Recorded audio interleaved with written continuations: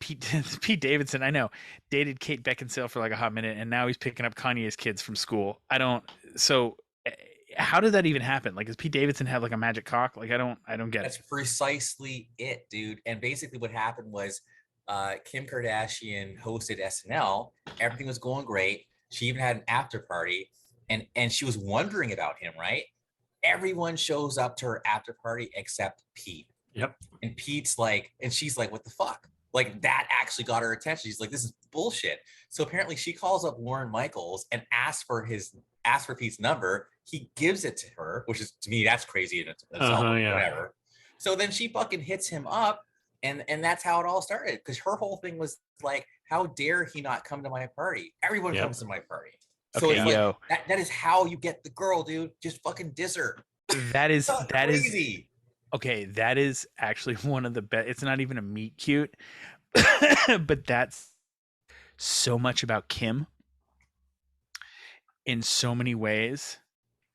Like, because it's not like she looked at dude's picture and was like, how did this fucker not show up? Because let's be real, I think Pete Davidson's funny, and I love it because it's a funny guy getting girls that let's be real, he's getting unobtainable women. He's getting women, especially in Hollywood, that Grande too. I mean, come on. That when you look at Pete Davidson on let's be real, on a just physical attractiveness level, like if you put him in a lineup with like 5 other dudes, no, he's just a goofy looking fucking string bean, weird white veneer having stupid tattooed fuck. Then he opens his mouth and he gets funny, and I could see how he is one of those guys that where they always say, like, you know, how funny guys get chicks. He is one of those dudes that has just learned to be charming through that. And there's this self-effacing, self-deprecating sense of humor that he has about everything that I think I do think becomes charming. And I think is that I honestly don't think Kim and Pete will be a long-term thing. I know people are already talking about like they're supposed to get married or some shit. I don't think that's actually going to happen. Kim has all the women in that family have a way of fucking collecting mentally ill men.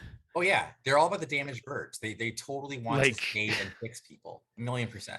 Now it's funny because I'll admit this. I've said in the past that we've never watched that show. We never watched it religiously.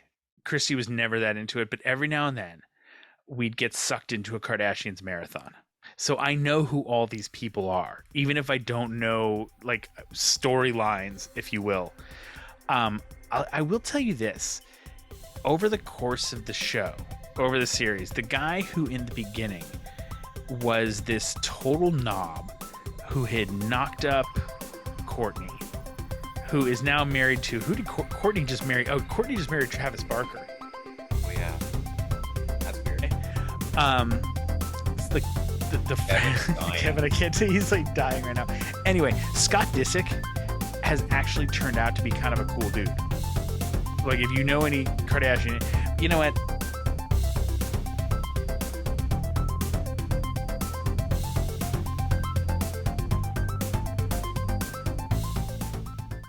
With that, welcome to the All Pop No Culture Podcast. I'm your host, Pete.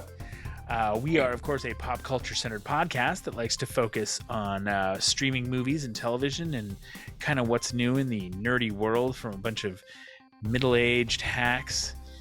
I am joined tonight by Kevon. Hello. And Andrew. You should have said Andre, dude. But Andre. I'm doing good, man. What's up, Andrew Ziak, aka Andy, aka The Knight. No, I think it just worked to have Kevon and Andre. Kevon. Just Kevon and Andre.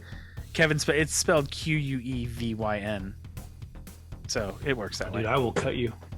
I know. Andy might be joining us. We're not sure. I think he hasn't responded to say. I hope he didn't die. That would be a bummer. Well, am I in the will?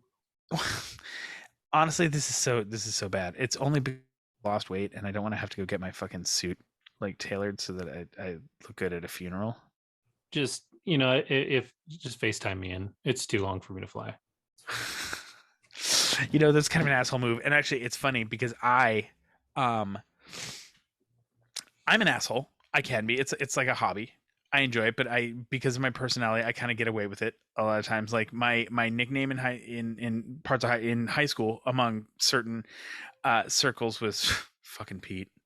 Like it's just, it's one of those things. Like it's been different. I've mellowed in a few years, but I used to love shock value, so I would just say or kind of do things that people are like, what the fuck. But I'm not like a dick asshole. Like that's not. I'm a nice guy. Like I don't, you Yeah. meet me out in public. I'm just me. So it's Thursday evening. I'm deciding, I'm talking to my daughter. We're trying to decide when we're going to go see Jurassic Park. Jurassic World Dominion, like this final one now, right? That's supposed to be the end of the Jurassic Culmination. Yeah. Yeah. The end game. So No way home.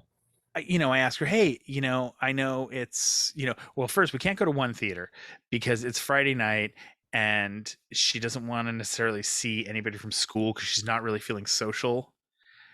So we don't want to go to this theater. So we'll go to this other theater. Okay, fine. We'll go to that theater. I asked her if she wants to bring her friend. I'm like, look, if I can take you guys and you can sit separate, we'll sit separately. I'll get seats separate. You don't have to be there with your dad. And I wind up texting this girl's dad that we're talking about because we're friends. It's like a friend group through sports and this and that. And so he's like, yeah, let's go. And I was like, okay, you guys want to go tonight? You want to go, or do you want to go Friday night? He's like, okay, let's go Friday night. But in the interim, I had been checking seats for Thursday night too. Like I'm like, okay, let me look at times. Okay, I'm so looking at Friday. I'm looking at Thursday. So boom, we're set. 4 tickets, Friday night, 5:30, done. Right? Okay. What was that sound? So cut to Friday night. We get to the theater, meet up with them, scan in our tickets. Bloop. 5:30, theater 19. It's gonna be great. Reclining, the recliner. It's the small theater with the big screen with the reclining seats. So it's fun, right? So we roll in. We get online. We get our popcorn. We roll in, and it looks like the previews have started. So we go to where our seats are, and we kind of have from like the middle, kind of towards the end, and we see in our row there's like people like sitting where we're supposed to be sitting. Hate that. No. So it's Pete's fault. He bought tickets for the wrong damn day. So we get seats towards the end. So my daughter and her friend and they go to get to their seats and they trip in some crutches that are lying on the floor because in the seat that I'm supposed to be sitting is a dude who has obviously recently had knee surgery. Right? So my kids all sit down. His wife kind of moves, right? So I'm like, okay, there. And so I just stand there and I look down at dude. We make eyes and I look at his knee and I'm just like, all right, dude, cool.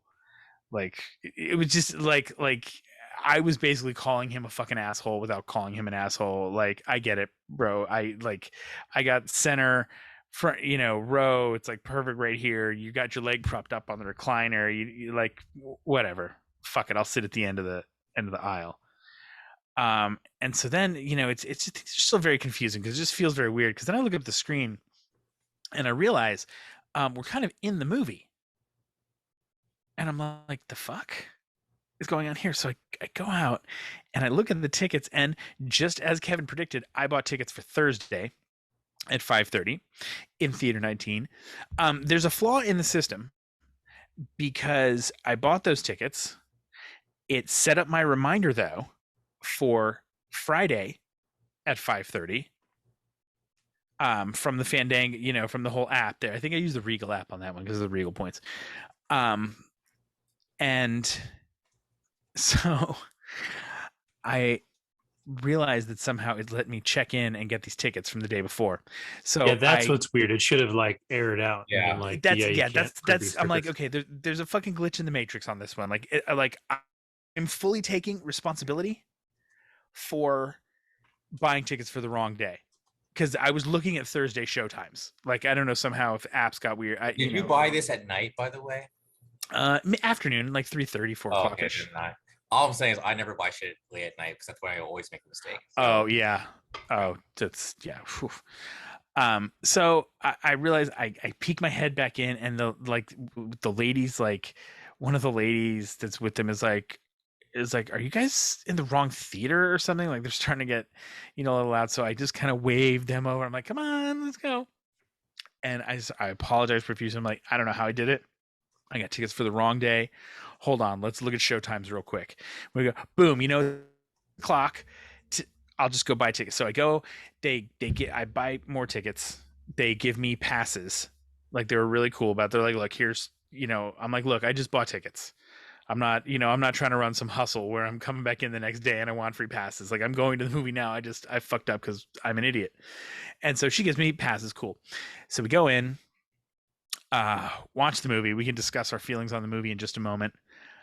Um, get We've wrapped up. The climax has happened. We're getting to that prologue point where they're really starting to wrap everything up. There's about 5 minutes left in the actual movie. Fire alarm goes off. The strobes start going off. The speakers are going off. We walk out and we're all sitting there waiting. And now I have time because oddly enough, I didn't discuss anything that's happened with this, a little bit with this guy. And I would just like to take a quick moment. If anyone in the Dublin area is watching this and they have a friend who has told him a story about some complete asshole who came in and like mean mugged him and was a total dick when you were just trying to watch fucking Jurassic Park and I ruined your movie experience, I would like to wholeheartedly apologize to you. I was an asshole to you for no reason. I'm very sorry. My daughters, I feel like it was insult to injury because they tripped all over your crutches and made all sorts of fucking noise, which was jacking the movie up in the first place. And then I'm in there like staring you down, like eye contact. It was awkward and weird, and not me. It was very like out of my personality. I don't know what it was. It just in that moment, it just caught me weird. And so then fire department comes. Nope, asshole pulled the fire alarm. So we go back in. We sit there for about 10 minutes and they haven't restarted the movie. And the people come in to start cleaning up the stuff. So we go back out. They just gave everybody passes again. So I now have 8 movie passes, but I've spent like $100 and something in fucking tickets. So I'm like out the cash, but I've got them. Oh, because we went from like the recliner theater to then the next showing wasn't an IMAX, but it was like the Regal Premiere Experience, the RPX. So it's kind of got rumble seats, like it's not the 4DX, but it's got the enhanced sound and picture and blah blah blah blah blah. Yeah. All in all, I'm just going to kick it off right here with this. Kevin, you feel free to chime in. I think this is you and me because Andrew doesn't care, and so we're going to ruin this movie for him. So the reviews were bad. Yeah. So before you start, the Rotten Tomatoes had it from the critics, right? So the critics score is very different. Critics score 31%. Worst Jurassic movie by Rotten Tomatoes, but from the critics. But I disagree with that. Audience score 80%. Oh, huh. Very interesting. Yep. Because I thought I mean, there. Okay, first off, fill me in on what happens in the last 5 minutes of the movie. Just like with everybody's story wrapping up. What's the last thing you saw?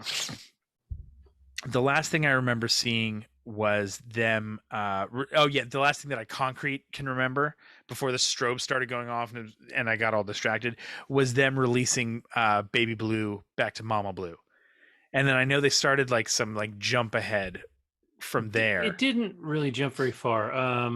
Yeah, it was like it almost seemed like it was a few months. Maybe. Dr. Wu plays the hero and lets the okay, I saw that. Yeah, go. He does the locust. Oh god. That's really the gist of it. I don't know that you missed anything. To be honest, I saw Sadler and Grant finally kiss. Yeah, but that was before that. Oh, that was before that. Yeah. I don't think you missed anything. Yeah, I'll just when it finally comes out on streaming, I'll play and fast forward it to the very end to catch like the last 3 minutes. I mean, correct me if I'm wrong, but I don't think if you saw Wu do his shtick, the plot, I'll put it like this: all the plot lines were closed. Right. Right. I was just curious, like, as to what, like, because I always love those "Where are they now" segments that they do when they do the end of movies like that. Yeah, Look, I'll tell you better. this right now before we get into critiquing the movie. Um, the thing that was important for me for watching this movie was that my youngest son liked it. Yes, He's yeah, the Jurassic Park fan, knows inside out. Our first Jurassic Park experience, I had bought Jurassic Park on Blu-ray and 3D. And so we nice. were sitting in my living room watching it in 3D. He's sitting in my lap. He had to be like, I don't know, 5 or 6. And so he's sitting there. We're watching it on my big ass TV. And it's the scene where the T-Rex comes in and eats the dude on the shitter. And I look over at his eyes. He's just like, and I look at him. I'm like, buddy, Yes. are you okay? Yes, And that is what we want. He just keeps staring at the screen. Just, I don't know. Oh, And that's so ever awesome. since it's one of the funniest stories. And ever since then, he's been a huge Jurassic Park fan. Like he's his favorite video game is Lego Jurassic Park or Jurassic Nice. World. Like he's played that one. And so like there's 3 things: Cars, Jurassic Park, Star Wars, and he is the king of those 3 things for sure. And so what was important is when I walked out, I was like, "How'd you like that movie?" He said it's his favorite Jurassic World movie, and Okay, his favorite second Jurassic World. right, and second favorite overall. JP is still number 1. Like first Jurassic Park Really? still is number 1. Yeah. That is high praise. Now, I will say, now that we can start, bashing on a little bit, there's a lot of problems with this movie. Like there really is a lot of problems with this movie. Like I don't like Colin Trevorrow wrote this one and the one before it, right? I don't think he wrote the first one. I don't know what else he's written, but man, he was supposed to actually write the third in the Star Wars trilogy. Yeah. Yeah, well, I hope not. He appears to be a really big fan of convenience and storytelling. Oh, yes. Like just like this thing just needs to happen, so we're gonna have that happen. It's Deus Ex MacGuffin all over the fucking place. Like there's a scene when Ellie Sadler and Alan Grant are in this hyperloop thing, which is a tube. They show it like 4 times outside of the thing. It's a tube. Yeah. They stop. And of course they stop next to a spot where there's an opening where if their door opens, they're just in a cave. That wasn't queued up for them. Somebody just killed the power and they happen to stop in the exact right spot where there's a hole. And you're like, okay. Like, okay. But like, there's so many of those moments. This movie could have been 45 minutes fucking shorter than it was. Mm-hmm. There was the entire conversation between Chris Pratt and fucking Bryce Dallas Howard, or whatever her name was. Yeah, that's it. She, about the little clone girl's parentage and what they're gonna do. That entire fucking 5 minutes could have gone. That entire conversation could have been 2 sentences. There was nothing in that was Mm-hmm. really good character development. It's not like there was good meaty shit in there that these 2 actors were chewing up. It was just fucking stupid drivel. Yep. Like it was just nothing. There was nothing good about it. I was like, this all could have gone. One thing I'll say is that like the things that were on the screen, like the acting was good. Like I don't have any complaints about the acting. No, they took the best takes. Yeah, the visuals were fine. Guaranteed. Like, the movie itself was made well. But just the story had some significant issues. There were moments of, I will almost say, greatness in this movie. Actually, just visually, there's one scene where the fucking Freddy Krueger dinosaur is like kind of hunting down Bryce, and she crawls down into that fucking pond with the algae and the weeds, and her hair is slowly going down, and she just the way she's going, that whole shot. Just doing it, that was just fucking a great. But like on the same, like on the flip side of it, I'm like, so she crawled into the water to get away from this thing, and there's nothing living in that water that's going to eat her. I was like, I've seen these movies. There's something in that water. Like, there's something that would eat. And like at a minimum, you're on the fucking trail and just caught some cholera. Why? Okay, So we're just gonna be an asshole, I guess. Why? Just let it why go. If You know it has problems. Your kid loved it, if and that's good. But just if fucking fire, bro. if Owen is former military, and the hot pilot chick is former military, why the fuck do they strap Bryce Dallas Howard into the seat that can eject and be like, you need to find the girl, which then she does not go look for, and they come back and find her? Like, I'm like, you have a survivalist. Like, he should have been the one to parachute out. She should have stayed with the chick that was former Air Force so that she could be protected, and then they would meet up. Like, the whole, like, we're going to crash land in the facility that you want to get to where your girl is, but we're going to drop you off back here in the middle of the dinosaurs. Go find the girl. I'm like, okay.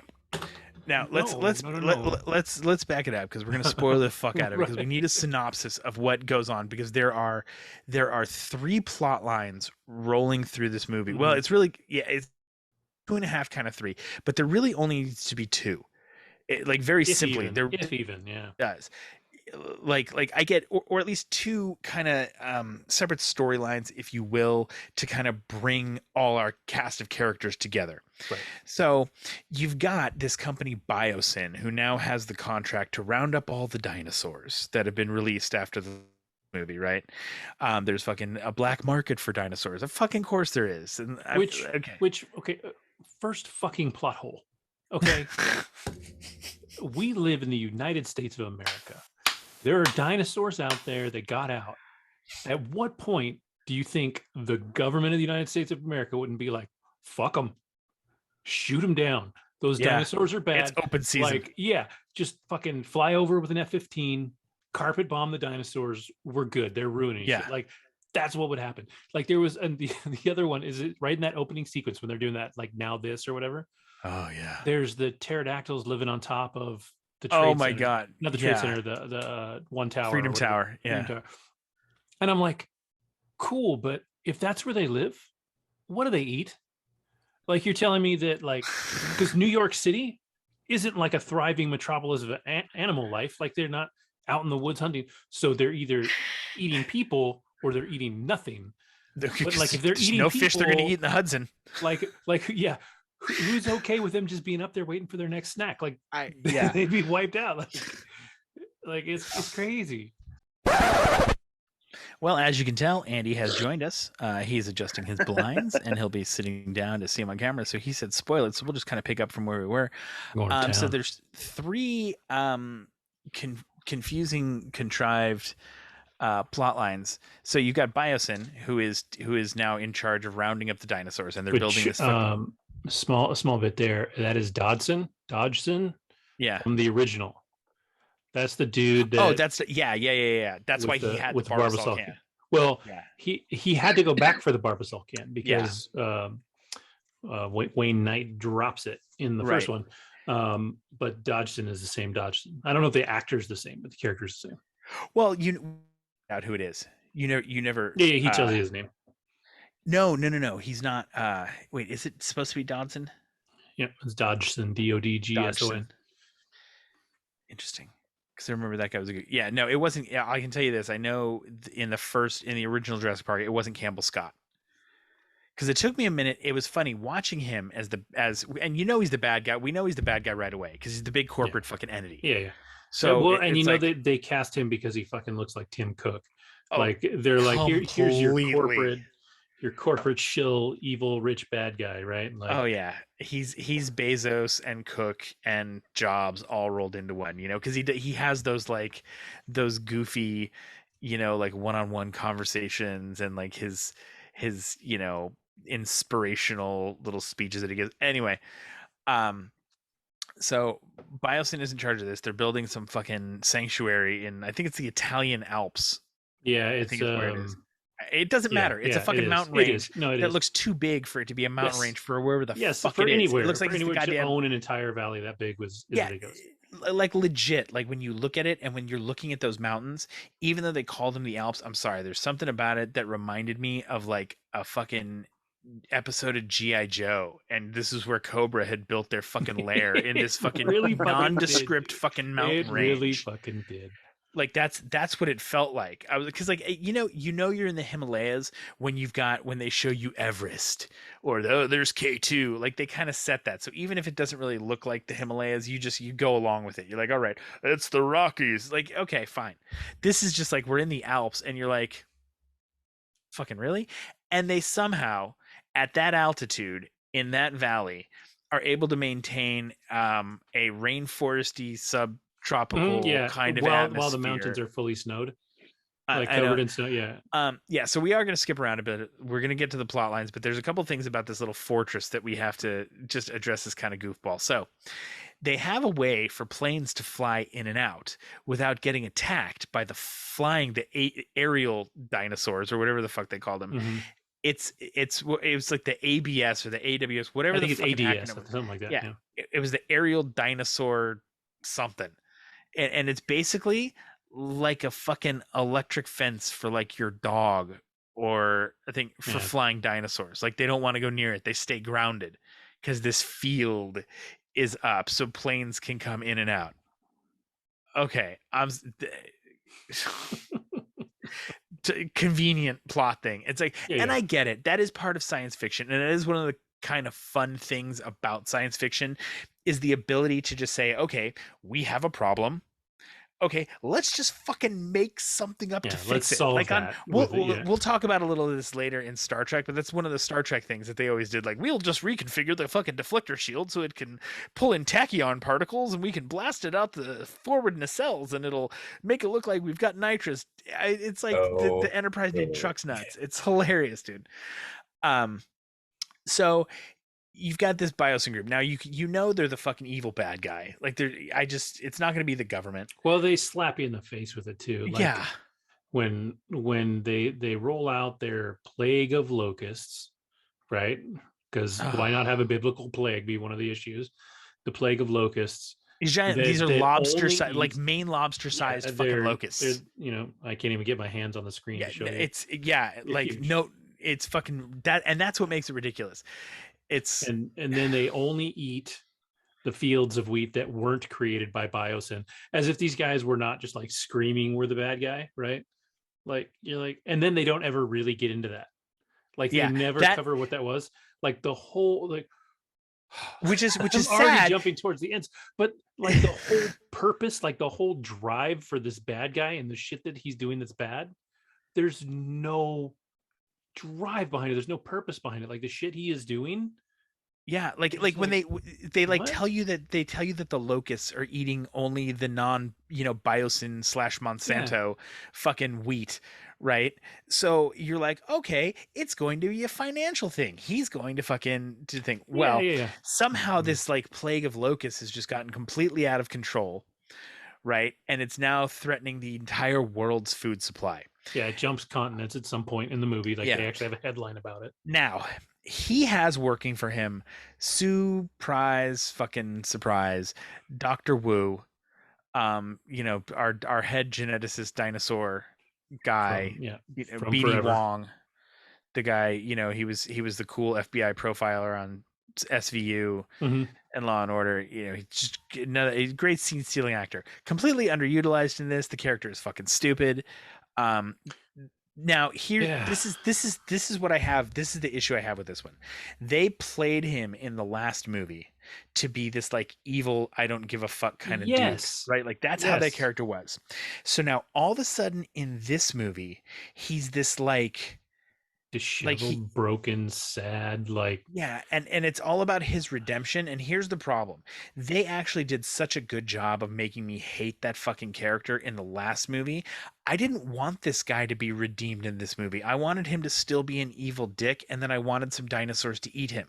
Can I say something really quick? And that's Mhm. exactly why at the end of Deep Blue Sea, the woman who engineered the whole thing got killed because the test audiences saw like the test screening and she actually gets saved and people were pissed off. So they fucking shot the movie and they killed her ass. So if they had test audience this movie, your BD Wong character would not have had that redemption arc, maybe. Who knows? Yeah, no, because it's so sad. Because and this is going to get to the other plot.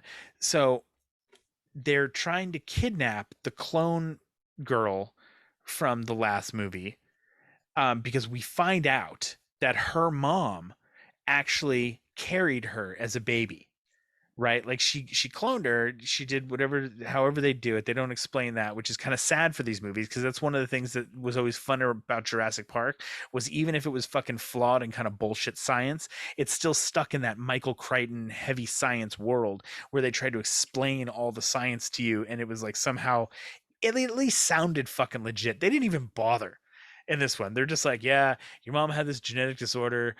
She didn't pass it on to you. And we found out that, it's in your blood. So I can use your clone blood because you're a pure form, blah, blah, blah, blah, to create this. Like the way they did it, she basically like did the whole, like, we used a virus to spread the genetic change. And so he's going to use her DNA to spread it to the rest of these locusts to kill off the flock, because the brilliant fucking geneticist didn't think to have a fucking failsafe in place for this, which is what they at least tried to do with the fucking In Jurassic Park. amino acid thing in the first Jurassic Park. Like that was the whole point, whichever one, L-lysine or whatever it was. Mhm. Like they had to, that was in their food that they were giving them. They had to supply them with that amino acid or the fucking dinosaurs would die. I know, life finds a way. Yeah, it's one flock of fucking locusts. That's the other thing that I didn't get. They're fucking locusts. We find out later because they burn. Like we know what's going on. Why isn't the army just sending a bunch of dudes with fucking flamethrowers out there to just fucking cook these fucking locusts? Like, even if they're like genetically enhanced so that they're susceptible to fuck, or that they're they're not affected by the shit they spray on crops to make it pesticides. Yeah. That you can burn a fucking bug. But apparently you can't, because later on in the movie they're just flying around on fire like a giant. Yeah. I was like, okay. So, which brings us now. So that's the one plot line. Now that plot line is not only used to be our big bad guy, but that is the plot line that puts our first, in my opinion, of the movie, the first of the most improbable, implausible, I completely don't buy this at all fucking things going on. Dr. Sadler from the first movie has stopped being a paleontologist. Now she's doing some shit with soil, and she's trying, and so she gets hooked on to this whole thing with the fucking locusts. And so she wants to, that's where we were given that little bit of information that they eat all the crops, but the ones, we're not a big farm. We're not a big factory farm. We're independent. Gosh darn it. We don't use them Monsanto crops. It's just fucking, it's like ridiculous. Like that's the other thing that's bad about this movie. Like that's what I was talking about earlier when they could cut it. The dialogue, it's not even that they've made it accessible to a bigger audience. It's just fucking dumb. Like there's nothing to it. Like there isn't, even in some of the worst movies, there's still a point where I remember there was a tagline or two or something. Like there's nothing in this movie like verbally that's like that. I think when and we'll get to this in just a moment. God damn. When the fucking lady crashes the plane in the lake and she goes in and she's like, still got it. I'm like, what does that even fucking mean? Yeah. Like, what do you mean you could, like, it was just fucking stupid. I'm like, you can still crash a plane? Like, what? I don't get this. So Dr. Sadler has given up paleontology and now she's doing this. Yeah. God, if you want to take over at any point here, Kevin, to pick up another plotline, let's see. You're saying it was a really great movie and I should go see it immediately? Oh, the problem is that there's things about the movie that really are entertaining. Yes. Like we said, I think before you jumped on, but the quality of the things that are in the film, other than the script, are pretty decent. The acting's not bad. No. The visuals are good. There's just a lot of stupid shit. Like there's so much, like the whole plague of locusts thing is so like intentionally biblical to like be, yes, like it's the apocalypse. Fearful. Yeah. And then they just push that off to the side because it was really just a vehicle to get Ellie and Dr. Grant moving because she was going to pull in Dr. Grant from his paleontology, which apparently people still do now that there's dinosaurs walking around. But of course he's bored doing that. So he just says, okay, I'll go with you to go on this espionage mission where it turns out that, Ian Malcolm has called us and wants us to go investigate some bad shit. Like the locusts are coming from here. So like, it's like this dominoes falling in order to make this thing happen that are just so stupid. And then like to get around the facility, like God. he gives them a bracelet that's supposed to give them access. But I'm like, they hired this guy 2 weeks ago. Like they say that Ian Malcolm's only worked there for 2 weeks at this biosyn place. But he apparently has the highest fucking clearance in the place because they take his wristband to every door in the place and nothing turns them down. Like they can get into everything. Add to that somehow, and I don't know if it's part of his like weird corporate ethics that we're not going to track you that much. The fucking wristbands, like everybody's wristband isn't like tied to their name and identification. Exactly. And somehow on top of that, like they have cameras everywhere to the point where they have to order a coffee just so they can have a conversation so that like the sound of the foam, you can't hear them. Yeah. But then as soon as you enter into the top secret area, there's no more cameras. You don't really have to worry about those anymore. It's just like, it's just, yeah, like the plot is Swiss cheese. And again, like you said, the acting is good. It's a perfect example of good actors doing what they can with a bad script. Mm-hmm. And like, but they missed out on so many, and if this is going to be the last Jurassic World, right? This is in this Jurassic Park series, in this little world, that the way they're doing it, you got to bring it back all the hits. This is where you do have to do some fan service. I want a good movie, for sure. But we need fan service. I need Chris Pratt fucking making wisecracks and being funny, and you don't get any of that in this movie. He's not the charm of Chris Pratt that makes him enjoyable and frankly fucking palatable on the screen at times was not there at all. All he is the guy that can do anything. Like he's the Swiss Army man, right? Like whatever job he needs to be able to do, he's just the best. And for some reason, whatever dinosaur is coming towards you, just do this and you're good. It doesn't, like at one point, like he's in a room and it busts open and these two big, like not T-Rex size, but two big carnivorous, two-legged. Oh, is this when they're in the tunnel? No, when they're in the underground lair where people are trading dinosaurs and shit. Oh yeah. And those break out and he gets in between them and puts his hands up and they all stop. And they're like, oh shit, that guy put his hands up. We're dinosaurs. We should listen. You're like, what? Like there's just some bad shit. And then they had the raptors that attack based on being targeted with a laser pointer, which I'm like, I get that works if the laser is on them at all times, but like, why if I point a laser at you once and then turn it off, does the dinosaur be like, I need to chase that dude through all of Malta so that I can kill him? Yeah, like this would be very bad because I could literally foil your entire fucking magnificent offense with a fucking cat toy. Like, and be like, oh, you're gonna laser point me? I'll laser point you back. Oh, now the dinosaur's confused, and it'd be a fucking Mexican standoff, a fucking laser pointer bullshit for fucking 20 minutes. Yeah, it's like that was the stupidest. Yeah, like, and again, like bring out this. I feel like the problem is what I wanted. Okay, if I was in charge, this is the story idea I would have pitched to Jurassic World, because I said, hey, you got this lucrative cash cow. You're obviously not going to reboot the entire series. That's fucking stupid. Yeah. This is one of those classic movies. You can't reboot it. It is what it is. Like, it's Jurassic Park. It's like saying, oh, we're going to reboot and remake episodes 4, 5, and 6 of Star Wars. You're just never going to do it.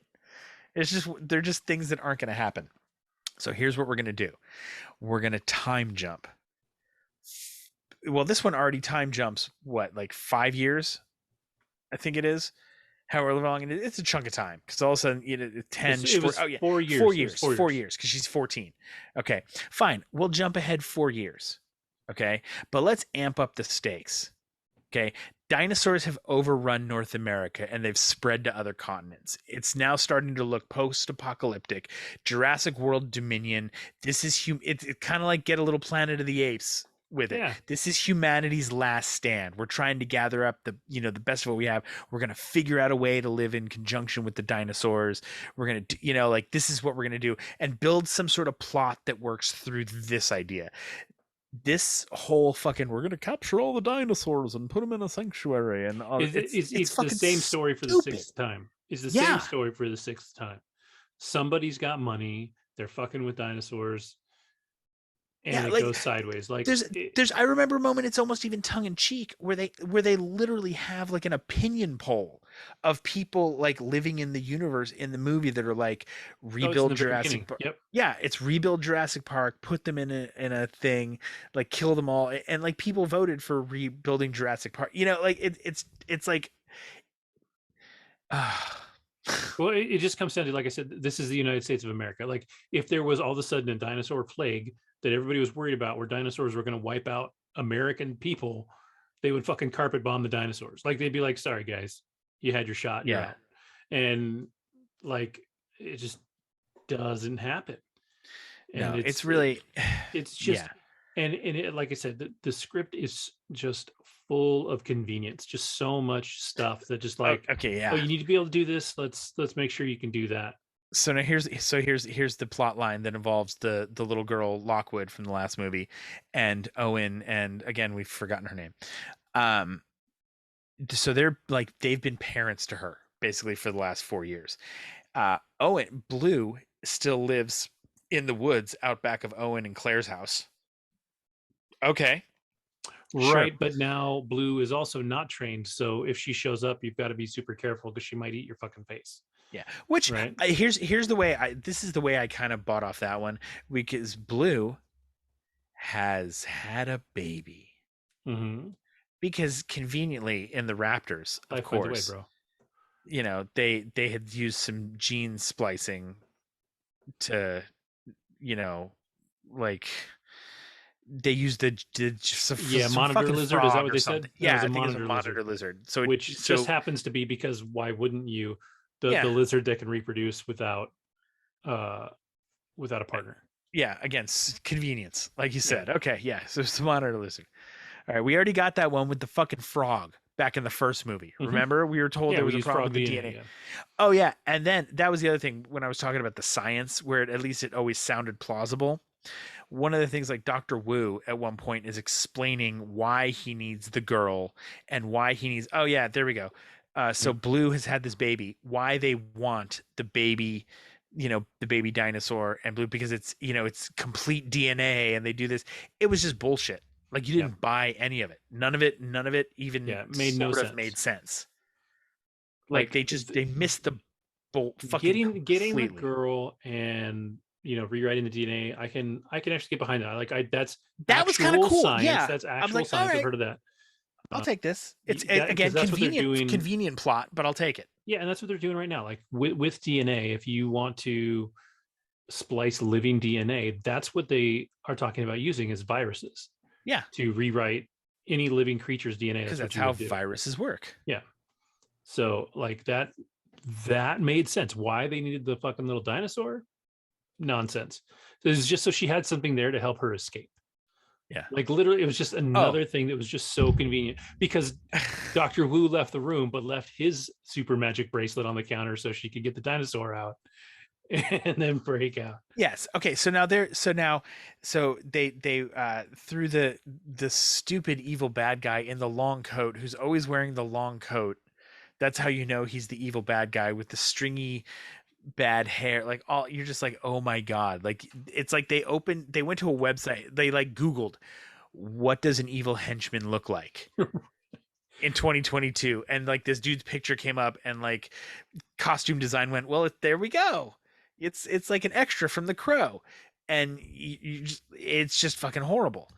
And so that guy kidnaps her. They take her off to the fucking island. He winds up getting eaten by a dinosaur, but you don't care about him as much. Like he's the guy that you almost should. Like you're like, oh, okay, this could be the thing. You don't give a fuck. The 20 minutes that they cut out with like of all the Claire and Owen talking stuff. I would have loved to have had what was Blue doing, Baby Blue. Oh, Beta. Beta, that's right. Or whatever, yeah, Beta. What was Beta doing the whole time it was online? Because they get him to the island. The girl, like the plot suddenly shifts to her. Blue escapes at one, or Beta escapes at one point, and then nothing for fucking 40 minutes Mm-hmm. about this fucking dinosaur. And then all of a sudden, they conveniently have a fucking tracker on this little fucking thing. Oh, I'm Which making they've never Andrew fall covered asleep. before. It's just all of a sudden, but 3 people Andrew's slow falling down. asleep. I know, right? I love it. I'm watching your eyes. Yeah, I'm watching it. It's so cute. Well, you know what? We can wrap this up, and it just, Yeah, a well-made bad movie. Like yeah. I don't know how to explain it any differently. Like the script was not good. It was so convenient. Convoluted. Everything was so convenient. Just like somehow, everybody, the way that everybody comes together is just a sequence of convenient bullshit for them to just all of a sudden all be together. Like, and then like this moment where Ellie Sadler and Claire meet each other for the first time and they like almost hug like best friends, even though they've never met. Like it was cheese, man. Like legit. All cheese. Legit. It very much felt like a young adult novel.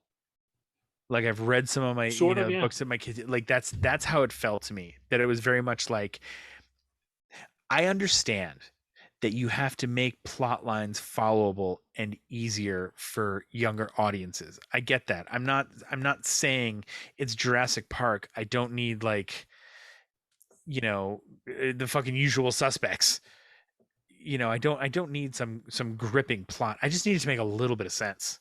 Mm-hmm. And it just didn't. I have a question. Yeah, please. So like the Marvel films, especially the earlier ones, like before maybe Winter Soldier, I think were pretty damn formulaic. So but I'm not saying they were bad, right?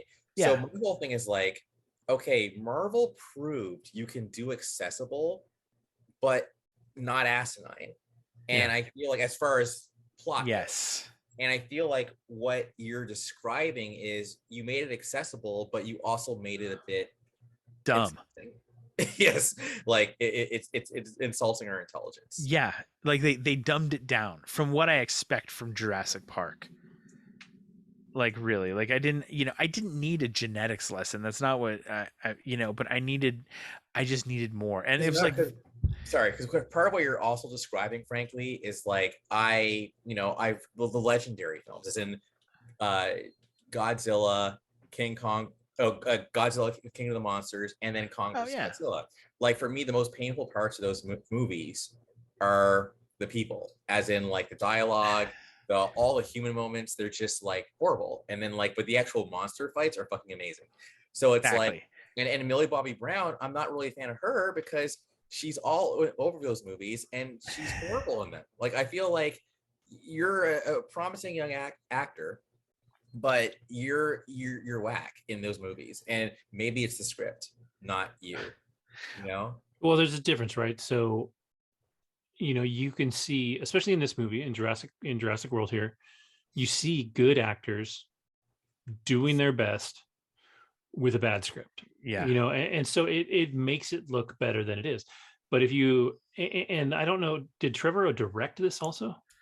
I didn't think he did. I think I had the page up actually. I don't think that he did. Let's see. Yeah, he did direct it. So I'll give him a little bit of credit there. But I don't know that he's not directed much. Like I thought this guy was a bigger deal than he was, but like his entire writing credit is Jurassic shit and Star Wars Episode 9. By the way, got a 6 out of 10 on IMDb. I don't know. Which one? That's about where that's about where I'd put it. Yeah. I'd give it a 6 out of 10, maybe a 5. In the Jurassic, like in comparison to the other Jurassic films, it'd be more of a 7 or an 8. Because a lot of those movies are kind of shitty. And this one definitely had its moments, and it had a lot of work to do, like to try and close out the franchise. Yes. It was just too convenient. And like I said, what mattered to me the most was that I walked out of that theater and 2 out of my 3 kids were like, I really loved that movie. Good. And then my middle one was like, I had a headache, so I don't care. So I was like, well, I'm sorry you had a headache. That sucks. But when my youngest, who is the one that I like with respect to this movie, was the opinion that I was worried about, loved it. I'm good. Yeah. I just, it was just sad. I went in with no expectations because I had seen it was getting panned by critics. We didn't have the fan, ratings up yet. But I'm like, you know what? Not gonna expect anything. Because I'm not I enjoy these movies. I love them for the spectacle. I went and saw this because it was the last one of the series, legit, and so that we could talk about it on the show. But yeah, it was disappointing for me. It was still entertaining. I will give it that. It was not that it wasn't entertaining. Like you were saying, there's a ton of moments in it that really are great and fun. But I think by the end of it, like by the time the T-Rex is fighting the fucking one dinosaur, and then the Freddy Krueger dinosaur comes, and like he and the T-Rex make friends or some shit. I don't know what that was all about. Yeah, they were cool because they were fighting the same guy. Yeah, like there's Dino buddies. Here's the problem. Again, because we didn't like lay any foundation for that at all anywhere else in the movie, I don't know why I should give a fuck that these 3 dinosaurs are now fighting.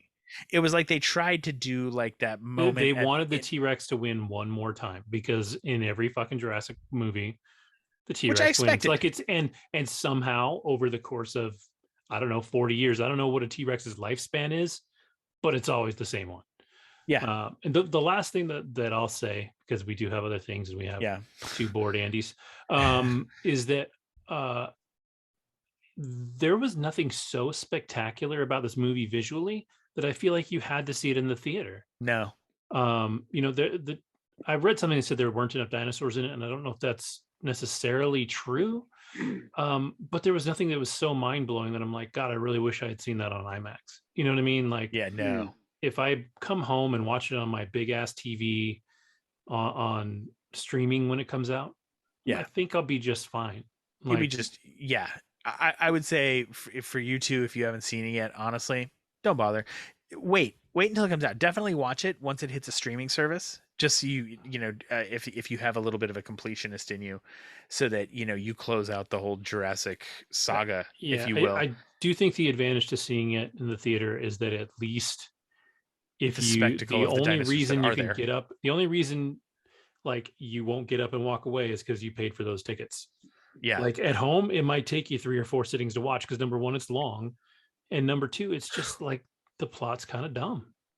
And the problem is, here's the problem and Kevin just hit it right on the head basically in one thing. It's too long, and with a dumb plot, the too long gets very boring.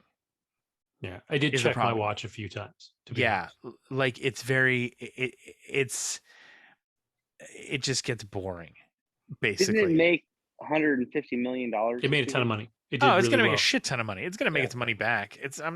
And I think you might have missed this too, but the audience score, even though the critic score is super low on Rotten Tomatoes, but the audience score is reasonable. It's like 80%. Like it's going to do reasonably well.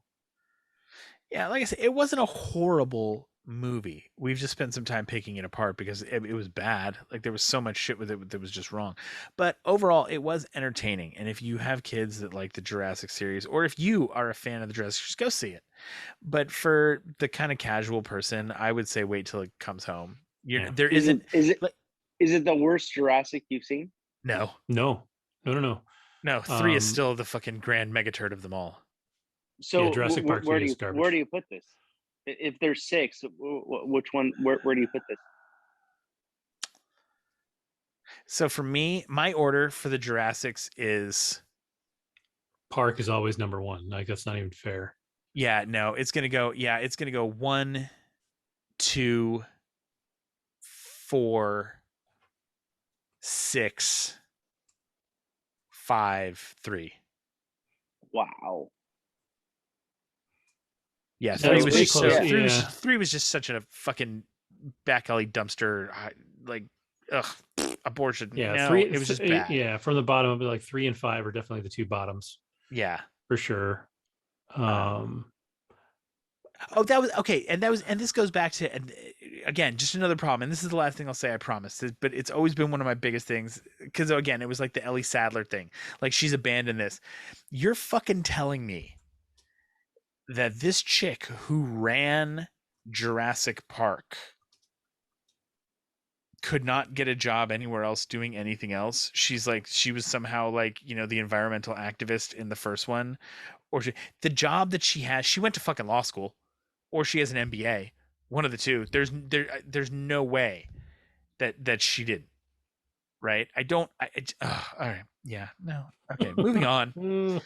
God, there's so much else to talk. What else do we want to talk about today? Oh, well, Thor: Love and Thunder comes out. Looks fucking beautiful. Love to see that trailer again. It was awesome. Very excited for this movie. It's fun. Let's see. There was a trailer. We talked about this for a second beforehand, yeah.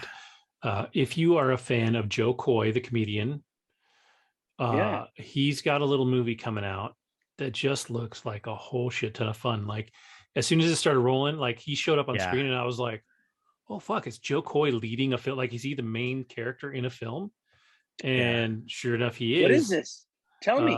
I don't know the name. Was it Thanksgiving, the holiday it's around? What holiday is it around? I think it's Easter. around. It's Easter. It's Easter. Yeah. Yeah, he said like Easter is like Filipino. It's his big Christmas, Filipino like, family. Yeah, it's hilarious. Oh, dude, it looks fantastic. Like, again, I don't know if I need to go see it in the theater because it is just a comedy, right? But it's called really Easter like Sunday. It. Okay, I think it's called Easter Sunday. Yeah. I see. This is one I both agree and disagree with you. I think I may actually try and get out to see this in the theater, just to support movies like this getting in the theater. We're going to take a woke trip for just a moment. This is kind of an important movie in some ways because I think Filipinos are very underrepresented. There's another movie actually that takes place in the Bay Area. I just saw a preview for. I want to say it's on Amazon. It's in my list now. I'm forgetting what it's called because we're trying to keep this late. I'm not going to see it, but it's got Dante Basco in it, who we all know as Rufio. Mm-hmm. But it's also his three brothers as well. It's like all the Basco brothers, and they're in this movie. And again, it takes place in the Bay Area, representing, because we have a huge Filipino community out here in the Bay Area and population. And I think we haven't seen that story so much on film yet. Yeah. And I don't want to say I'm excited, but I think we're hitting the point, and I could be wrong, but I think we're hitting the point in Hollywood, at least from some stuff that I've watched, and I have nothing concrete to put my finger on. But I feel like with a lot of movies like this, it's not going to be a trope. It's going to be like, because like Joe Coy, he's like all over this movie. It's his story. He fucking wrote it. I'm pretty sure he's not directing it. I didn't look. But it's going to be an actual inside, like a view from the Filipino viewpoint of it. Like, this is what this is. And because I feel like we're starting to hit the point where different viewpoints are being told, and they're not being refracted as much through the studio system. Like, you're not being told, well, something like, I think it's a great story, but can we get something more like a Soul Plane that'll make some money for, like, it's. Yeah. Well, I think Crazy Rich Asians is the one that like kind of broke that barrier a little bit, which is a really good movie.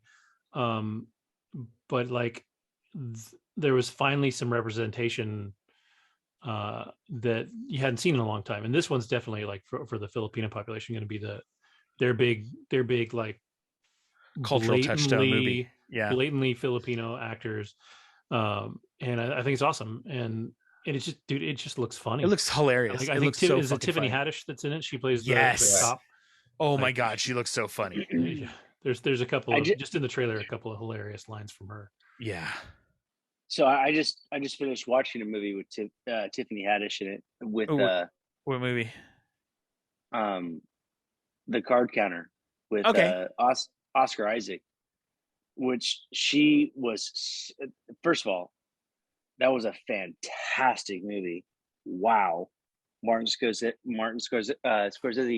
was directed or produced it, one of the two, but she was amazing in it. So I'm super excited to check this out with Joe Coy because I think Joe Coy is fantastic.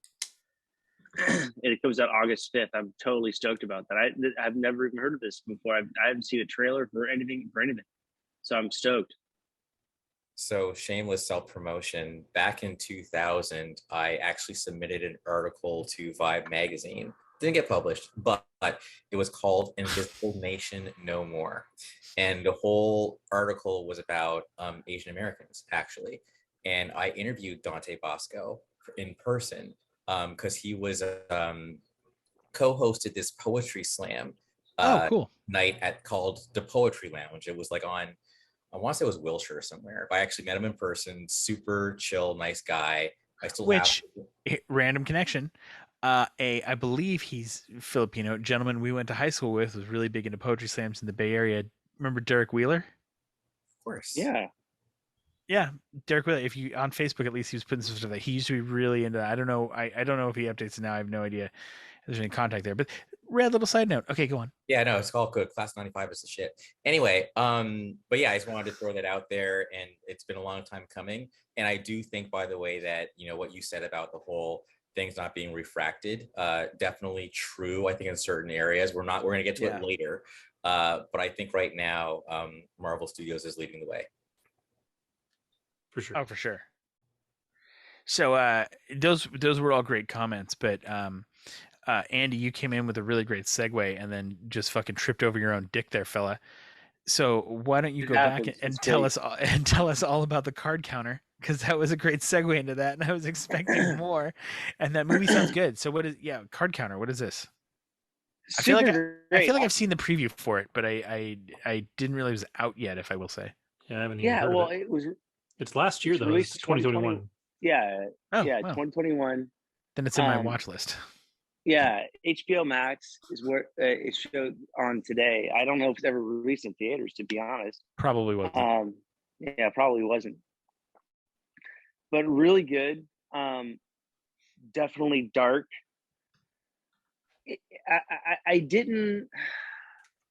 I watched the whole movie, enjoyed every second of it. Like my phone never got in my hand. Like I watched the whole thing.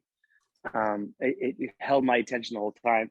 But to be fair, I didn't really feel like it paid off. To be fair, totally at the end. Like I got it and it worked for me and it was good, but it maybe could have been a little bit better, especially coming from Scorsese. That's what she said. Yeah, exactly. Like, but I guess it was also Scorsese-esque in the fact that it left the viewer to kind of close those ends up ourselves. A lot of his movies, I feel like it leaves us to figure out what happened with what's left on the screen, which is good. I mean, it's not bad. But yeah, I highly recommend it. It was a great movie. You're gonna watch it in one sitting. You're not gonna watch 20 minutes and let it. You're gonna sit there and watch the whole thing. It was good for sure. Highly recommend. Who's in it? Tiffany Haddish, Oscar Isaac, Ty Sheridan. Ty Sheridan. Why do I know that name? He plays Cyclops in. He's basically, I know who he is. He reminds me of like another Miles Teller type kind of guy. Basically. Yes, exactly. He's Miles Teller-esque for sure, and Willem Dafoe is in it as well. So it's a pretty banging cast actually. I fucking love that dude. Willem Dafoe's crazy motherfucker, but he's just so. He's so good. Willem Dafoe. He's so good. I mean, but no, continue, please. No. I was going to say just the cat. It's primarily Oscar Isaac. Ty has a significant role in it, but not like it's really a character study on Oscar Isaac. That's what it is. Like, what's it about? This one, honestly, I feel like if I remember the trailer kind of correctly, there's almost like a little suspense thriller kind of mystery in this. Yeah. Yes. Oscar Isaac is ex-military. I don't want to say black ops, but Abu Ghraib, perhaps MP, Okay. who is now a card shark, and Ty perhaps has a view into his past and is trying to solve a problem that he has. And Blackmail using involved here. no, not at all. His dad perhaps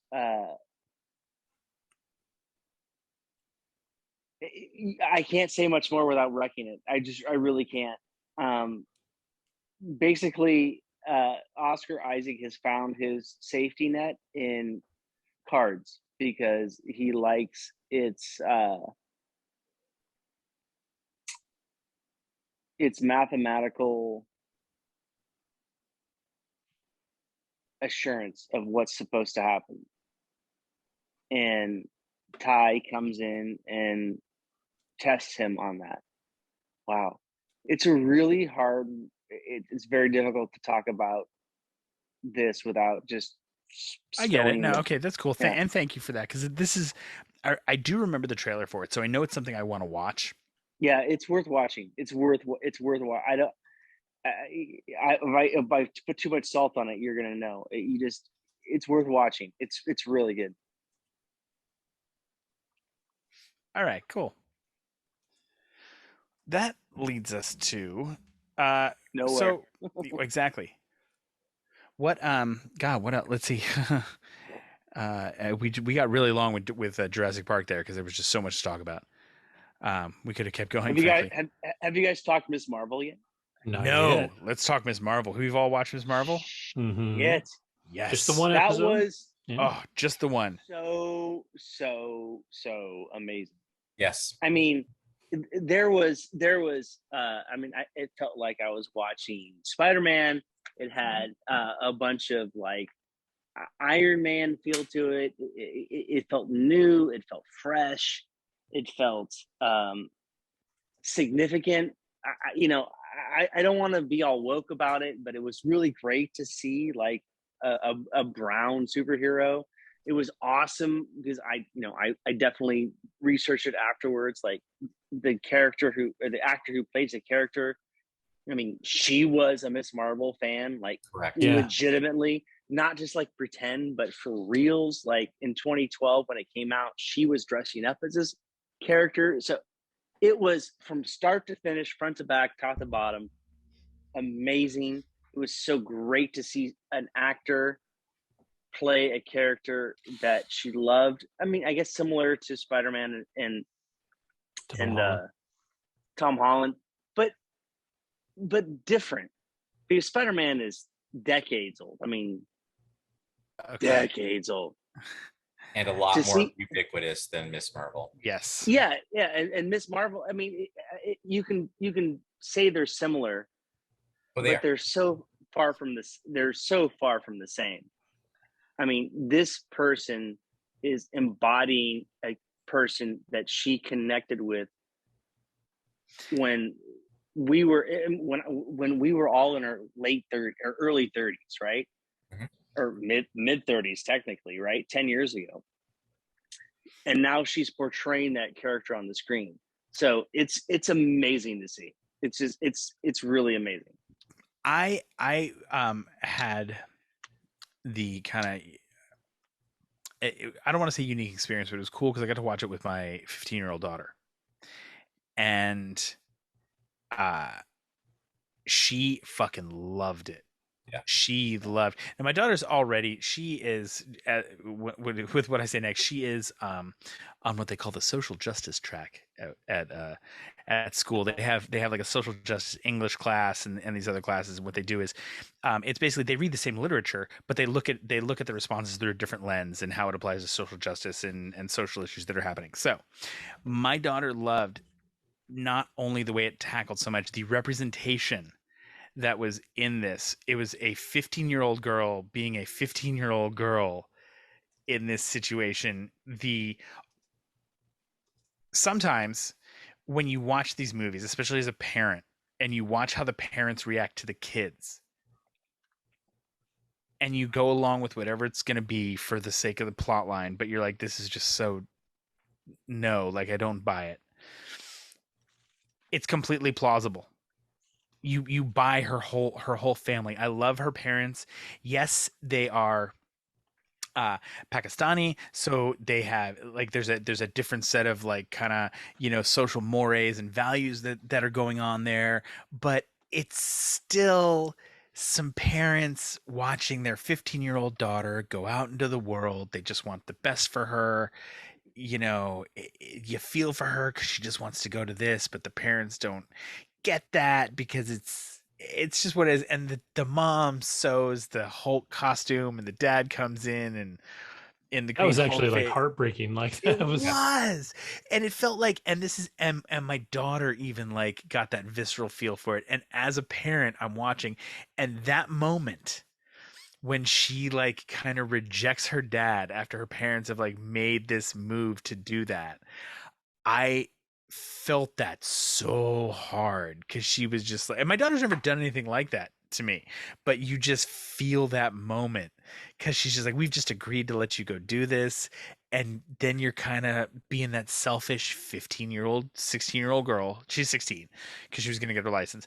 You're just being that selfish 16-year-old teenager. And you're like, oh, but no, this is what we were going to do. And this is the thing. And you're like, okay. She's just that bratty kid, and she is obviously our heroine, but in that moment you kind of dislike her. And that was one of the things my daughter said she liked about it, was because she said she feels like an actual 16, 15-year-old girl. She doesn't feel like some writer's interpretation of it. It's almost like they actually had some youth involved in the writing of the script. The other thing she loved, that actually we both loved, was all the little interstitial stuff they did with the art and the Yes. way they had the graphics flowing over everything. Brilliant. It had the potential to be gimmicky, but it wasn't. It was visually stimulating. It actually served the plot in so many cases, in so many ways with things, that it wasn't gimmicky. It was enjoyable. It was fun. It added to it. I hope they keep going with that. I want more of that. Like it's neat the way they were doing that. It's a fun little device, and as long as they don't use it in the wrong way, I think it could be a really cool piece for the show. Yeah, and I think it really like ingratiates you to the character because it shows like the way her brain is working. Like she's always moving. Like they kind of emphasize the fact that she's scatterbrained and all over the place and super imaginative. Yep. Kevin, but I mean, because I want to gush like a motherfucker right now. Go ahead. Gosh. All right. So basically, yes, I like. Okay, so many things. Okay. So Pete, you talked about. We're gonna see how long it takes for him to realize he's been muted. You can't hear me like cursing you out right now, but the fact is, I looked up, saw it. No, gosh, come on. No, it's totally fine. But I get it. So now I can't look away because if I do, then you're. No, it's yeah. All right. So the interstitial stuff. What it reminded me of is this is actually what it's probably like to walk around in the multiverse, because if you were in the multiverse itself, anything can happen, like inside the space, like the walls can have writing, whatever. And I just felt like it was very much of its day. It's actually almost like prescient to what's going to happen. That's number one. Number two, representation wise, amazing, because I am someone who has African parents. Okay. So you have to actually navigate that whole North American thing from the, outside thing. I totally get it. I totally get her parents. I wasn't mad at her when she said that, because I get it. It's like, no, like you are so not like, see, the American kids, like their parents sort of get it more than we like, because like they're from America, but you guys are, not only are you older, you're also not even from this culture. So you showing up is going to make me embarrassed, like I totally got it. Was it rough? Yes. Were our parents strict? Yes. But I feel like it's showing that navigation. Even the way her friends, like, just ask your mom. She knew her mom was going to say no. But because not from that culture, he didn't get it. So it's just kind of like it was It's so like authentic, you know. it's like when you're driving around with your black friend, you're like, "Hold on, we'll just stop and ask the police for directions." Exactly. He's like, You know, "The fuck are yeah. you talking But about?" it was so authentic. Okay, so Iman Vellani is a fucking superstar. She reminds me of Haley Steinfeld, like because Yeah. they both Oh, have yeah. similar energy. Yes. But she's like she's still a kid, but she's also wise beyond her years, you know, and she's very authentic. And the fact Yes. that she actually, like, I watched a little 5-minute thing about the show, about like behind the scenes. Everything Andy said is absolutely correct. She loved the character. She's the real deal. So it's just so, and I love that about Kevin Feige. I think Kevin Feige just gets it. Like, he's a fan himself, so he wants to make sure that whatever we put out is as authentic and real as possible. The whole meta thing, like just going to the convention and seeing the celebration, it just felt like I was in the show, because it was like, dude, I've been to a Comic-Con and I've seen all the cosplayers, and now there's so many layers to this shit, man. It's like, that's why just one episode to be All right. really impressed. Before we move on, Kevin, I'm going to need to give me a 2-minute timer because I've got a tangent that I want to go off on real quick. It's a little Marvel ball washing, but I don't want it. I only want to give myself 2 minutes maximum. So timer it so I don't go over it. Give me a second. So that, though, what you're just talking about, Kevin Feige and the fan, is what I'm hoping we're beginning to see. And we can talk about this a little more later if we get into it. Or no, I think we said we were going to hold off on Kenobi, but it's one of the things I hope we wind up getting with Star Wars, now that we've seen some of this TV stuff that's going on with Star Wars, is that you look at who Mandalorian, realistically so far, has been the most successful Star Wars property to come out in the new series, other than Rogue One, hands down. Yes. Right? Yes. I really feel like that was because it was Favreau and Filoni. And yes, Filoni was right, because they're fucking fans. Yes. Like, these were almost fanboys from the beginning. And I think what they're going to figure out, and I think this is what Star Wars... Uh-oh. He just muted himself. No, I think he froze. Yeah, he totally froze. Shit. You know, the irony that always makes me laugh is this guy works for the cable company. The internet is his own fault. Dude. That picture of him is the best right now. Yeah. He's just giving us a little smoochy. That should be the cover of this episode. So I guess while we're filling the space, what I'll say is, like, you know, so I had said earlier that my favorite pilot of the Marvel shows was WandaVision. Mm-hmm. But I think now this is not even like, I think it is my favorite pilot. And I think they fit in so much into so little time. That's the other thing that blows me away. And again, the cinematography is next level. Like, even when she like gets caught by her mom, and then she just kind of like, you know, and she's kind of like flops back on her bed, and the camera just kind of goes that way, so it's almost like off kilter. Like, I'm just like, yo, like, this is the most visually, yeah, I'll say it. Besides WandaVision, no, this is better. This is the most visually like engaging Marvel property I've ever seen, and it still feels like the beginning. That's why I want my credit card. It still feels like the beginning. It's like you know, it's actually kind of funny about the credit card there, because of where you held it with the screen blurring. It like blanked out your credit card like it was on TV, and we were trying to like blank out your credit card like you had held it up like it was perfectly. Yeah, maybe you can green screen it, and like, this is green, so maybe you can like green screen it and like put like something on there. I don't know, whatever. I don't think so. Kevin, get on that. No, I'm not. But yeah, I just gotta finish gushing. Please. So yeah. Like I already know, like I already know, and I cannot wait for her to actually be in the Miss Marvels, Miss Marvels, the Marvels, I think it's called. Marvels. It's going to be amazing to see her on the screen. She is a star, I'm telling you. Oh yeah. Everything felt so authentic. Everything. And if felt, you're gonna, nothing felt forced. Nothing felt forced. Is America Chavez in that one? In Miss Marvel, in the Marvels? If she is, then great, awesome. Because I would love to see the two of them. Yeah, have some screen time together. I've already seen pictures of them together, so maybe they're filming together. Yeah. You know, that'd be awesome.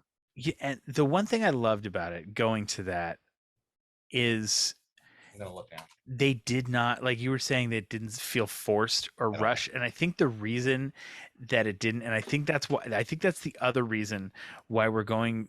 We've talked about this with a lot of the movies. I think Star Wars should be leaning into this. These series, even just the limited, even if we're going to only do one season series, I think are the way for so many of these properties to go, because you can tell this is going to be a nice long story that's going to stretch these 6 episodes, because they very easily could have given us her origin story, because that's basically what this first episode was. They could have given us that origin story in a half an hour and then introduced the big bad guy in the second half an hour, and they didn't. They said, this is this 16-year-old girl.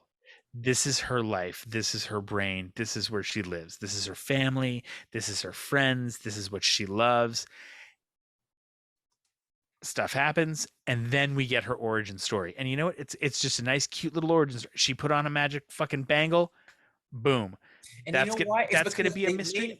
They made us care about her. Like, Yes. even when she like actually works out the plan. Okay, like my heart was breaking when she lost her bike, dude. When I was a kid, losing a bike felt like such a violation. Like, you must really want to go to this thing. And even her costume was fleek, dude. You know, like the whole thing, man. It's like this is the first time. That's the other thing about Marvel, right? This is the first show of its kind. Like, I think that the closest show up to it is Hawkeye, because you gotta kind of get the kid thing. But this is like all kids, and mom knows something. Mom knows something about that thing, and I'm already like, okay, mom, like you are. I love you, mom, already. I love both parents. Okay. Oh, the parents are fucking awesome. Oh God. So strict, but you can tell they both are coming from such a deep place of love. So I'm in love with this fucking show. Hold on. Here's the thing, though. They are strict. This is where I was saying, and I totally get what you're saying, and I love that you could identify with the with the strict foreign parents, and I think that's great, and I love that that's representation that spoke to you. Yes. And I think that's the kind of the greatness of this show, because it spoke to me and my daughter in the same way. Yeah. Like, it was still just like I totally get what you're saying, and it was cool representation, but just it was very much like it's still just parents and kids. Yes. In the end of the day. And because I looked at that, and I'm sorry, at 16, I don't know, by herself. I mean, part of it is because I'd want to go to the thing too. But like, I don't know if my daughter at 16-year-old is ready to go to a con with her other fucking dorky all friends. by herself. Like, she goes and hangs out with friends. They go and do stuff. She goes and hangs out at basically the mall, if you will. They go to movies. Like, it's not like I have her under lock and key. But there's certain things, like, I look at that and I'm like, I don't know if I'd let a 16-year-old go do that shit by themselves. That shit is crazy. That's fucking crowds and shit. I don't know. You get kidnapped, end up in a slave Leia dress on Instagram. I don't know what the fuck is going on. Oh my God. So is that what you do when you kidnap women? So I think that's the beauty of it, is that through that representation, it helps show that stuff like that is universal. Because you instantly grabbed it and was like, no, I see, I see that the tough immigrant parents, and they're being strict on her. So I get that, because we fought that. And what I'm saying is that it goes to show that experience, although yes, Western parents saw certain things differently that might have been easier, that experience was way more universal than I think you might have thought it was growing up. Because I remember my parents not letting me do. I remember, this is one of the most embarrassing things my dad has ever done to me. I was told to clean my room. I did not clean my room. I had some friends. They got free tickets to Tommy T's. It was an all-ages show. We went in before the show started. My dad rolled into Tommy T's, pulled me out, and had me go home and clean my fucking room before going back to the show. Yeah, it's pretty hardcore. So I get it, and I think that's what's so beautiful about this, and that's why this show is going to be. I always hate when people use the words like powerful and life-changing and things like this. I think this is going to be a very powerful game changer in a lot of ways, for not just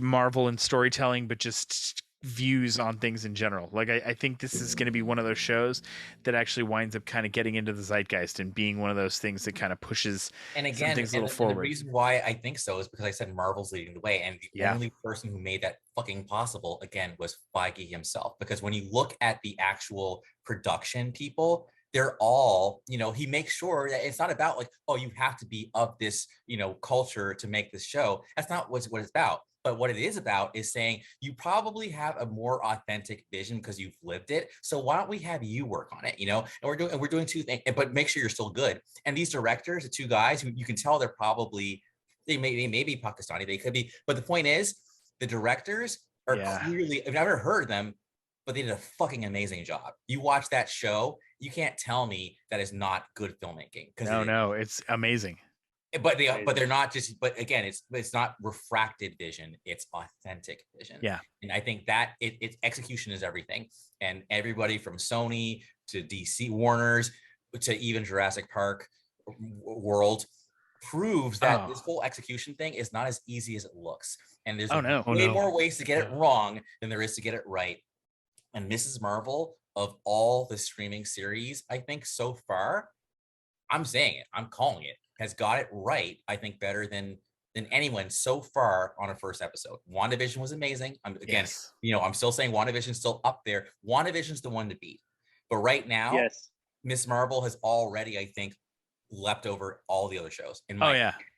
Easily. Oh, no, for sure. I think that Miss Marvel has the capacity to supersede WandaVision. You're absolutely correct, Andrew. WandaVision is the show to beat, and with one episode so far, this absolutely could be the one that unseats WandaVision for sure. The only thing that I have a concern with Miss Marvel, and it has not to do with the show. The show will be fantastic, but how it integrates in with the Marvels, because keep going. And it's just this is it's unique, you know. It has a lot of like the Spider-Man No Way Home, or all the Spider-Mans. It has definitely that feel to it.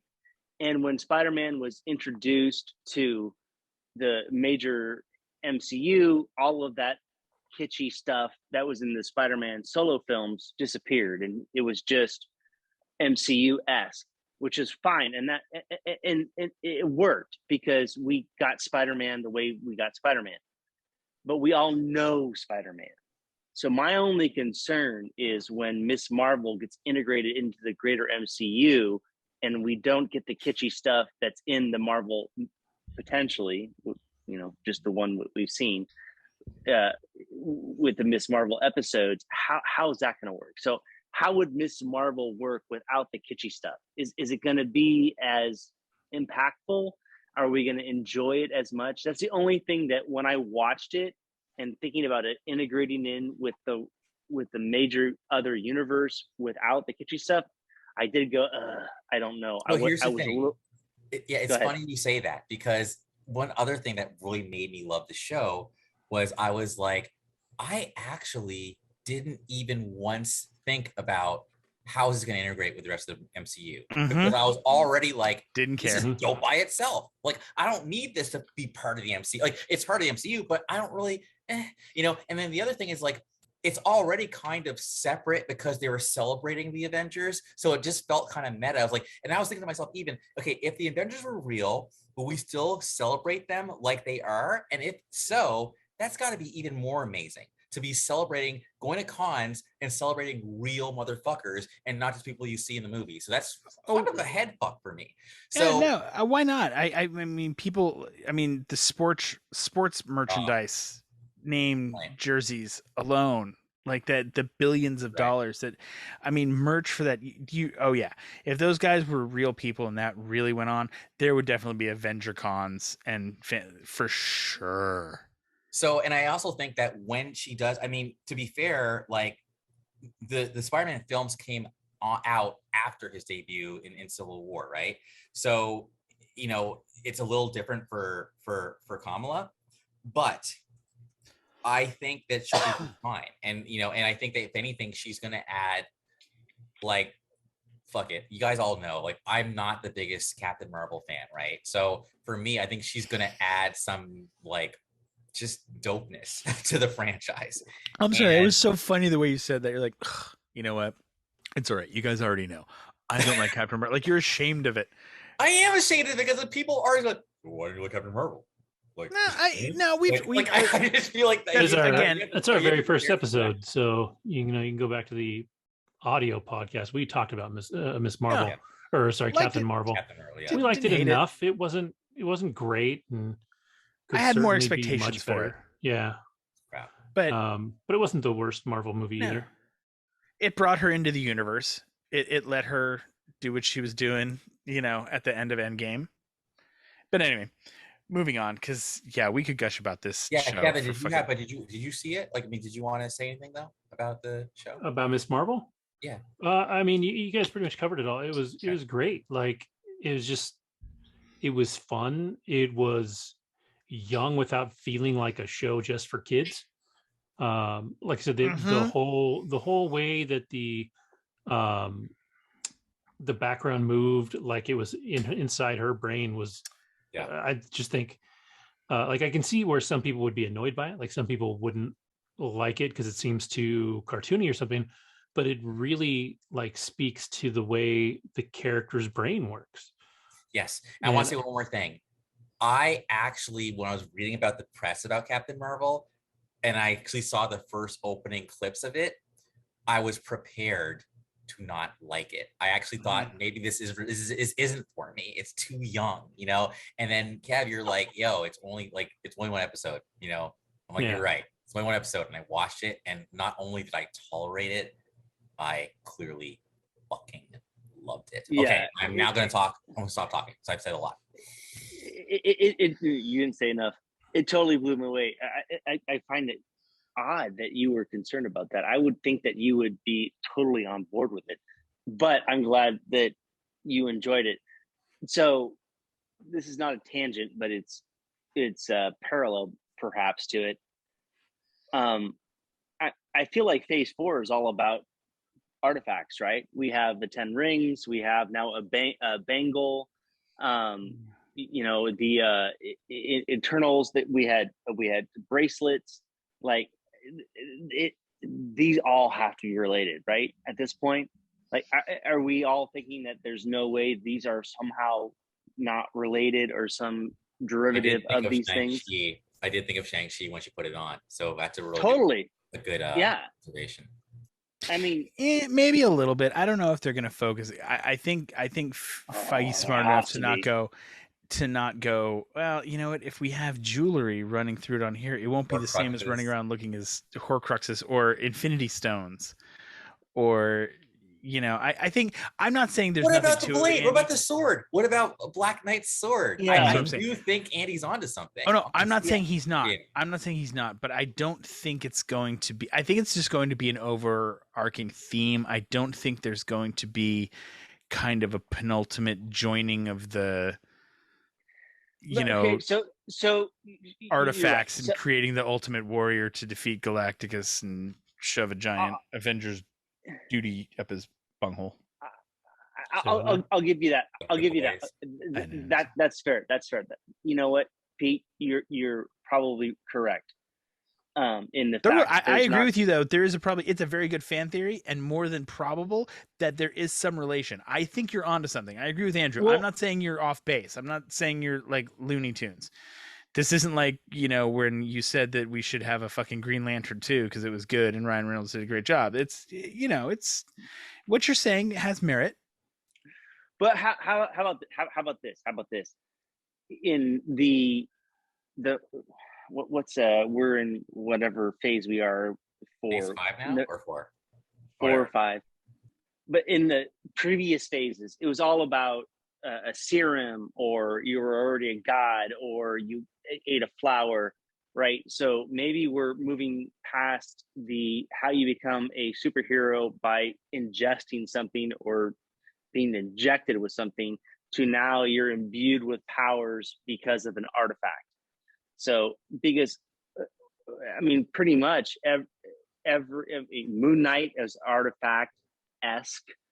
You know, you were imbued with the power because you said you were going to be an avatar for a god, and you're imbued by the moon, right?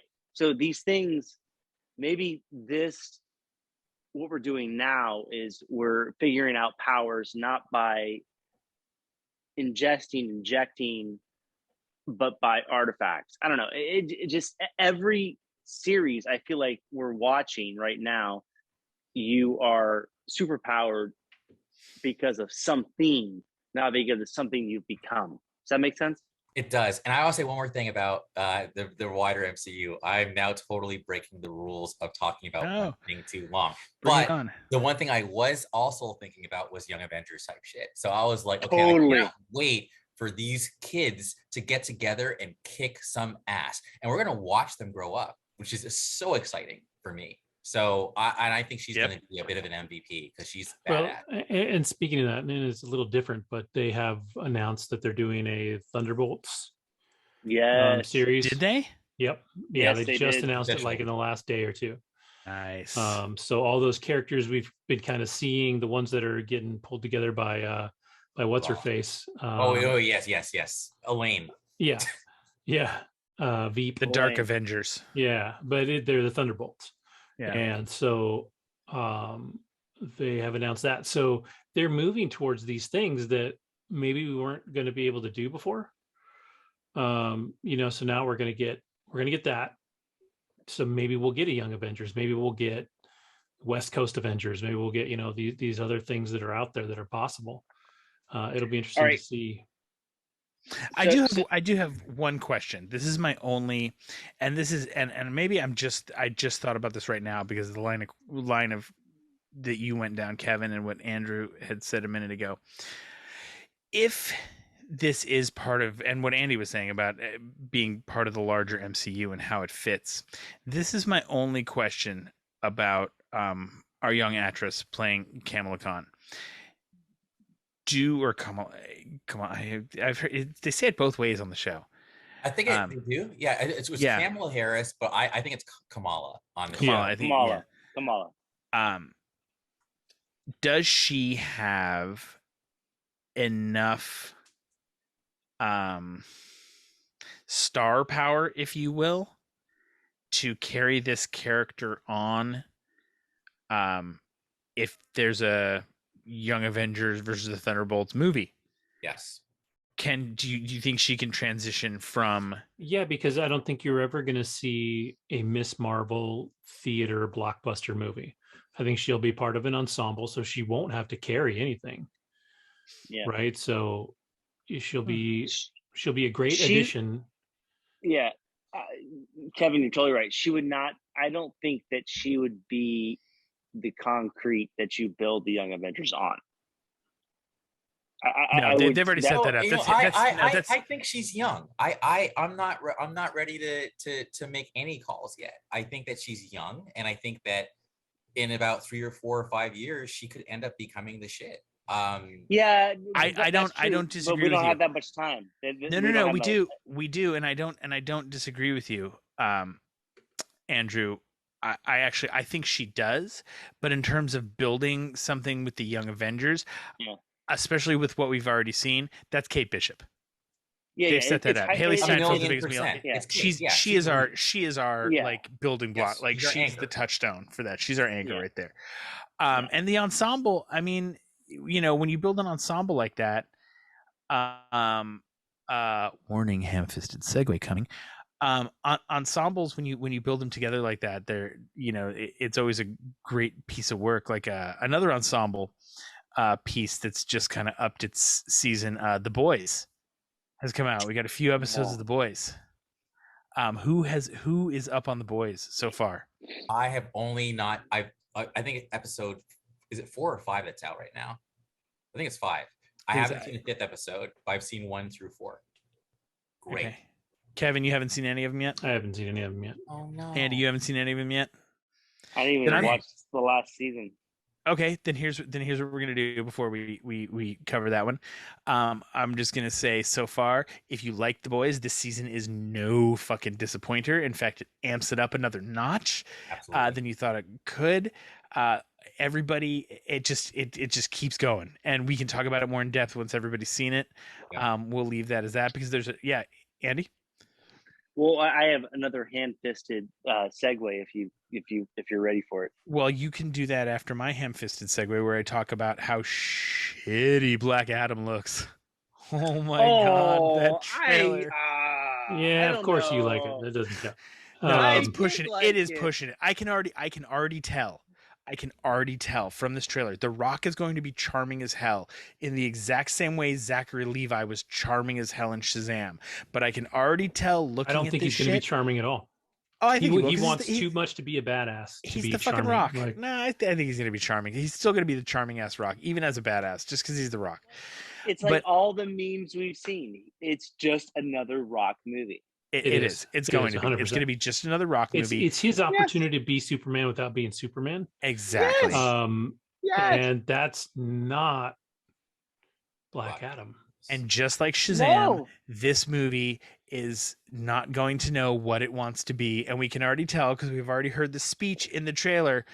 Do you want to be the hero or do you want to be the villain? Or do you want them to live? Or what? And then he has some witty, fucking pithy But I like, kill people. line. And it's like, Exactly. which is cool, which is fine if we're going to be dark like that. But there's already too much of that I'm looking at going, okay, this looks like it's going to be fucking goofball. Like No, this. it 100% is going to be goofball. It's going to be awesome as well. It's I going to be a completely bullshit. disagree. Wait, It's going to be terrible. Number wait. one, how Kevin, do you Kevin, have Kevin. Black Adam without Shazam? Just tell me that before it starts. Wait. Just Because every- The Rock's everything- a big fucking movie star. Well, And hold on, DC will take his cock because they know that they will get paid for it. Mhm. everything Kevin is going to say, I'm going to 100% agree with. I don't even have to hear it. I know he is going to be correct. But Kevin, I'll challenge you. Even if you're 100% correct, is it not going to be a fun movie to watch? I don't think Seriously. so.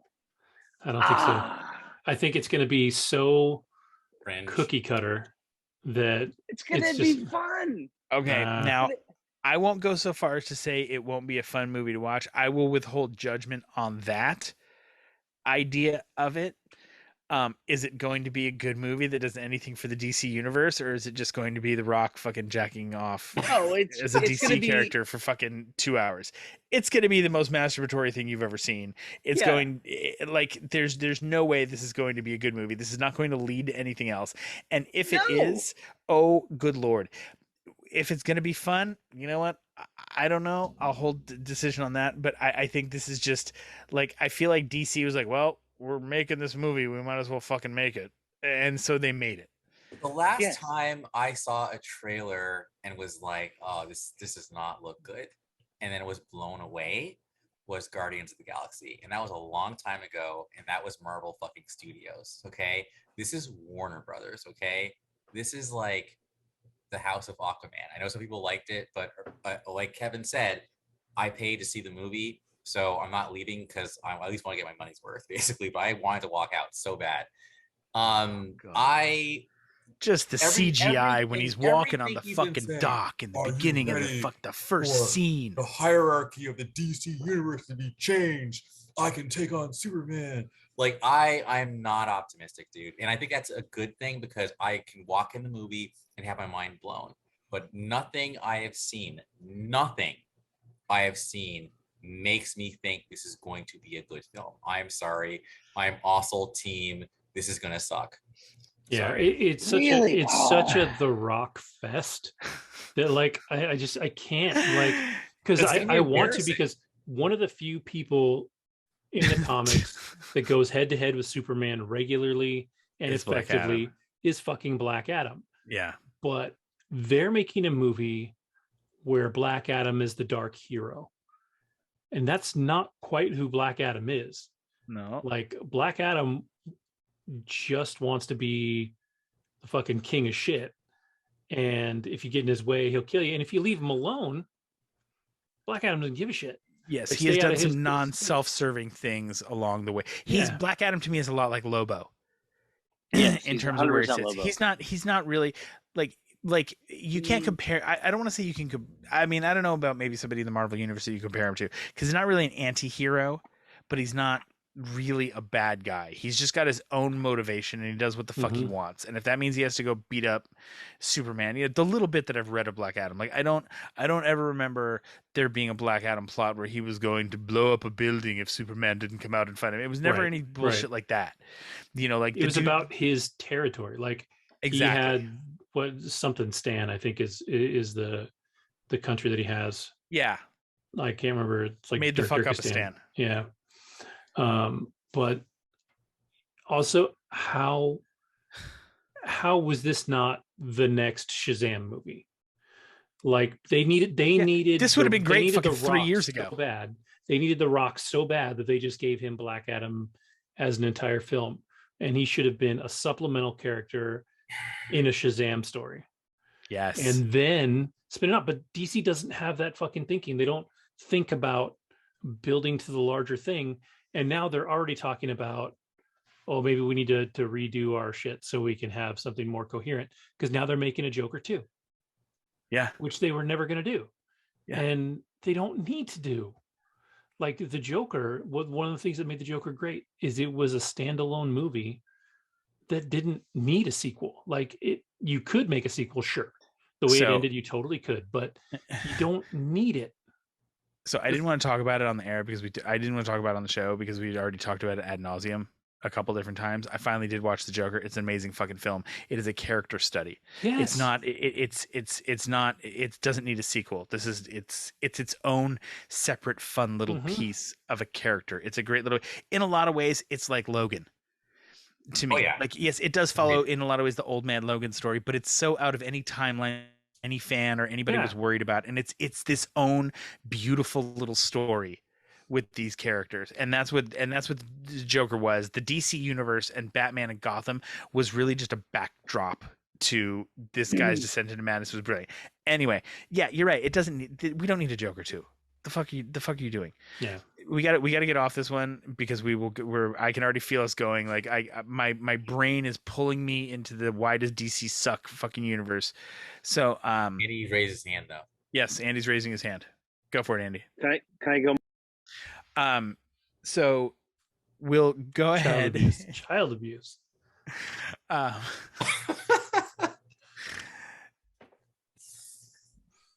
Unmute your phone. There you go. Oh, here's a good boy. All right. Go ahead. No, go ahead. I'm sorry. That was a dick move.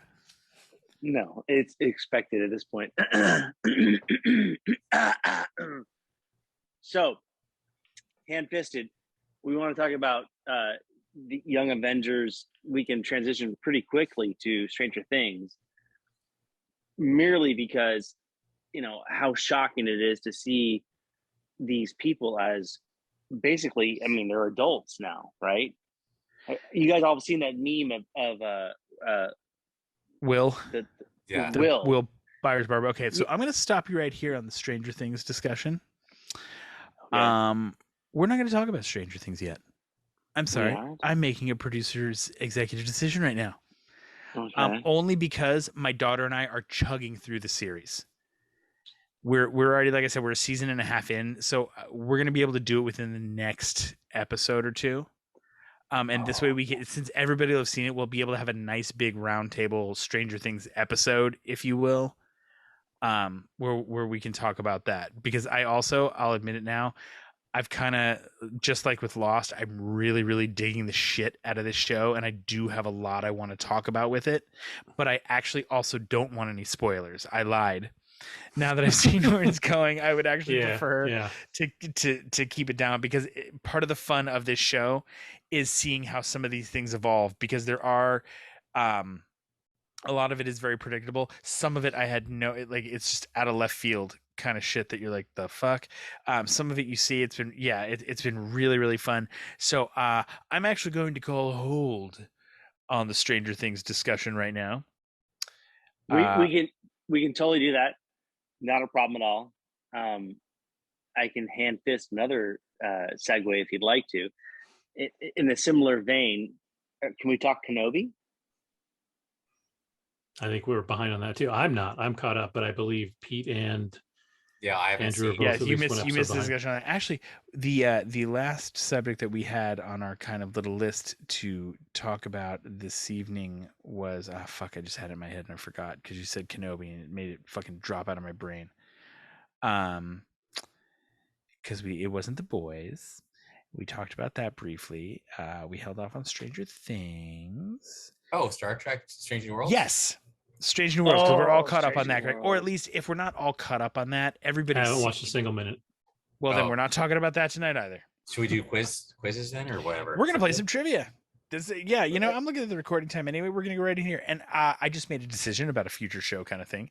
So the next time we are all together, first half, we're gonna program the show ahead of time here. We're gonna tease things, let the audience know what's coming. Next time we're all together, first half of the show is going to be whatever movie the winner of tonight's trivia picks for all of us to watch. Word. And the second half will be Stranger Things, because I'll have chewed through it by then. Best very show Netflix has ever done.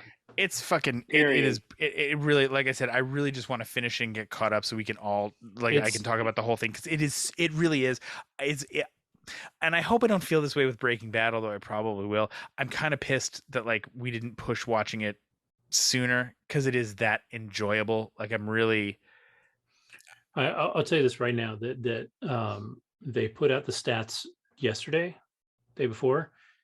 Stranger Things is literally the most watched streaming show on the planet. I believe it. The entire planet. Yeah, it's like number That just one. gave me fucking goosebumps, and deservedly so. It's so good. It's so good. The Duffer Brothers deserve whatever is coming next for them. They've earned it. Marvel. I threw real though. I threw this in in the group text there. I forgot what it was that he said, and I think it's in the second episode of season 1. But David Arbor says something, and in that moment, I was like, boom, Indiana Jones replacement right there. The only argument I make against that is that he's probably too old. Hopper. Yeah, Hopper as Indiana Jones. I don't think he is. We saw what he was doing in Black Widow. He still moves pretty well. That I think they definitely could. I mean, you shoot him a little further away, give him a stuntman. Who gives a shit at this point?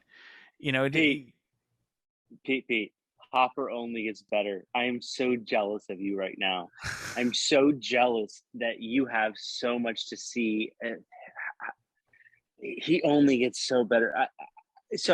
I kind of agree with them. He might be a little bit more of the to age to be Indiana Jones in the future. I dig it. I get your deal, but fuck the indie part of it. You're going to enjoy the next episodes and season so much. Hopper's my guy. I would get a tattoo of Hopper. It's a great character. Great fucking character. He's one of the best characters. I don't know. I can't even compare him to the character. He is such a good character. Period. He is a superhero. Well, in so many ways. I mean, really. No, I don't want to get in. I don't want to get into this now, because I want to talk about, because there's a lot to talk about, because there's so many tropes actually in this show of the different characters and the lanes they're supposed to fit in. But they work because they feel very fresh and new, and that's what Hopper is. He's the tortured fucking, I've had something shitty go back in my past. It happens to be kids, because we're dealing with kids in this show, and so it's not anything new. The character's nothing new, but somehow with what they've done and the scripts that they've written and the story they've given him and David Harbour, it kind of makes it fresh and feel a little different. And it has hurt. It does. It does. A ton. It does. Oh God, we love Dustin, love Will, love. You know what? I'm not always the hugest Winona Ryder fan. I'm usually the biggest. I'm usually a big. I like her. I like her. I love her in this.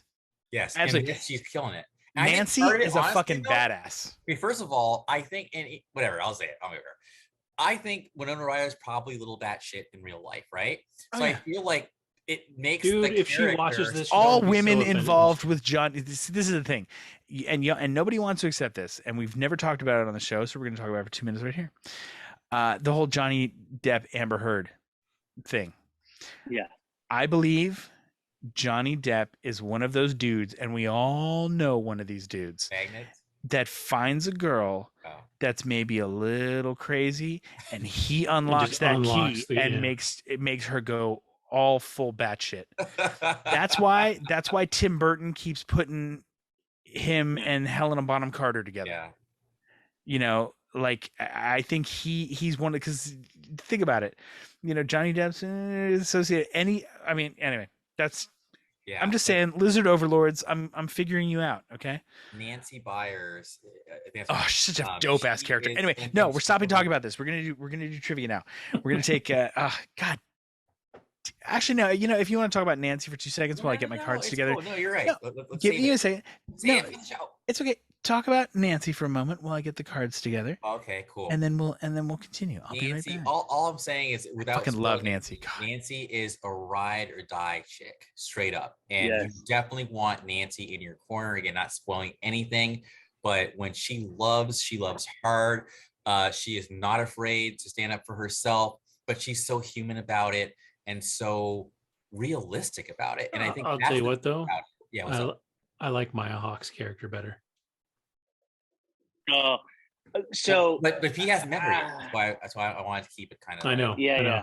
yeah. He's off screen right now, so fuck him. he's off screen. No, it's okay. You but- guys talk about it. That's fine. I Yeah, know I she's don't want to involved. get into details. I don't need to explain anything. Just when she shows up, you'll know it's Maya Hawke. 'cause she Yeah. looks But like- the other thing is, I feel like it's the other thing about this show. It's like there's no throwaway newbies. Like all the new characters actually have like, like you care about them, and then You the show love is- them. You love them. Like, okay, I'll say one name and not say anything else. Alexi. You know what I'm saying? So it's like you fucking love them. Yeah, exactly, Andy. Exactly. Like fucking Alexi, dude. Anyway, that's all I'll say. No, it's amazing. But you're right. Maya Hawke is. I cannot wait to see her and what else she's going to be in, because she is a fantastic actor. Yeah, I like her a lot. I think she's fantastic. That is one thing I badass will. parents. That is one thing I will chime in on this one. Except for Lucas a little bit, a few times in the first season, every single one of these kids is an incredibly talented child actor. When you get a bunch of kids working together, sometimes it works great, sometimes it's absolutely horrible. All these kids are fucking phenomenal together. They're Yeah, every single one of them Actually. is great.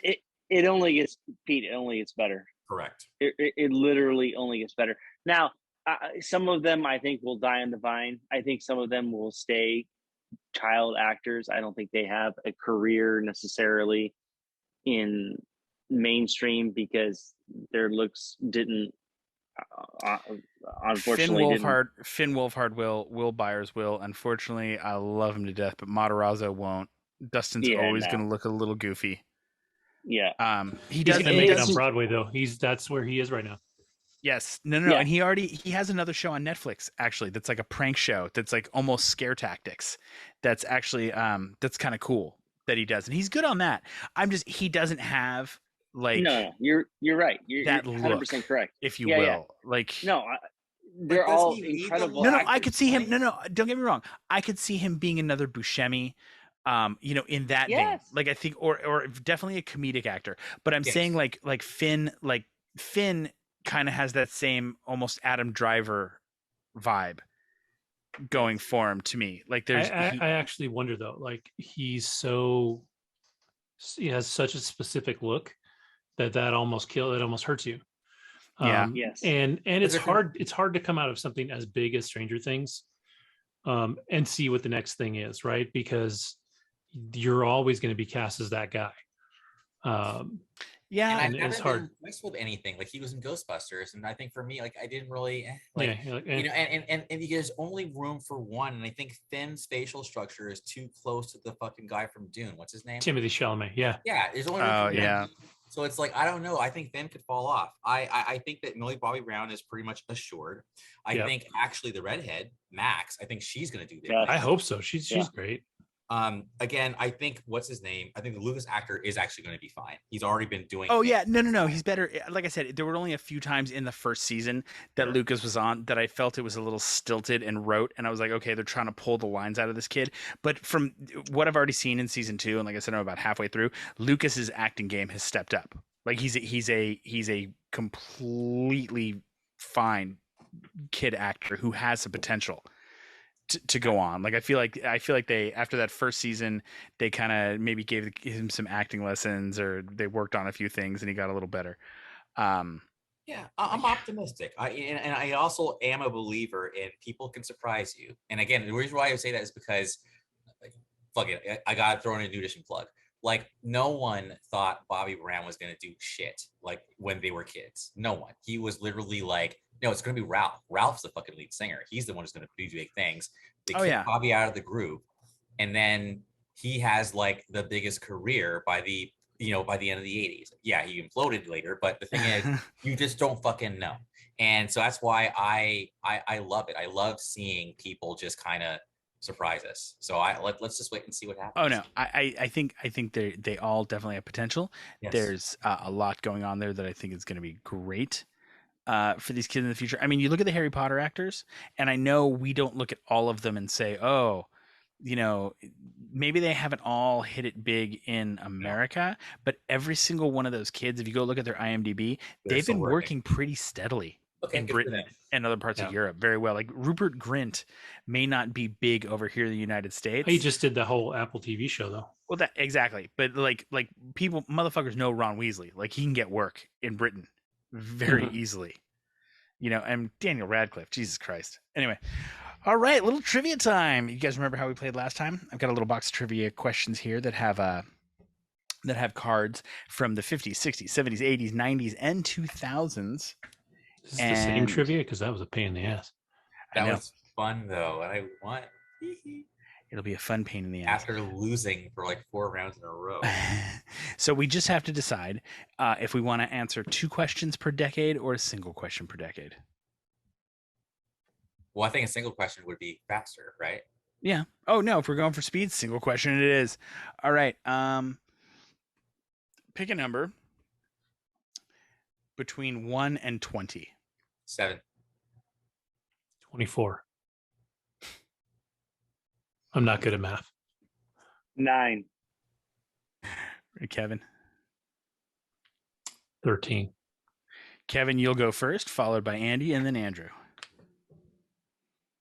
Feels like fucking. I already won. We're done. I won. That was the quiz. The number was 15. What was that? Squid Game. Was close. No, it's really Squid Game. All right. Cool. All right. All right, you guys just got shot by a fucking doll out the eyes. It's over. In the 1950s, pick a number between 1 and 6. We're in the 50s. 4. Question number 4. Who released a 1956 rock and roll version of the song Blueberry Hill?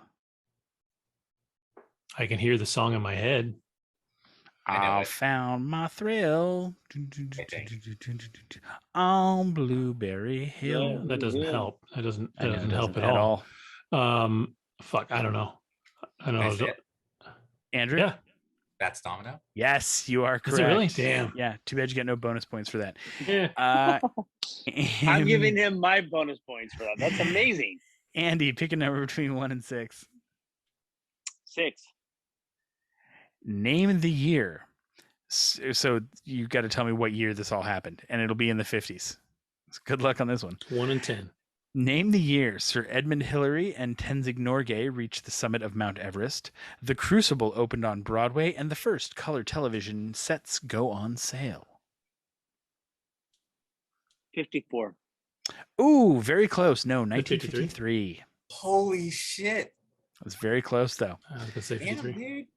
All right, Andrew. Number 5. between 1 and 6. 5. 5 it is. In which Scandinavian capital city was the 1952 Summer Olympics held?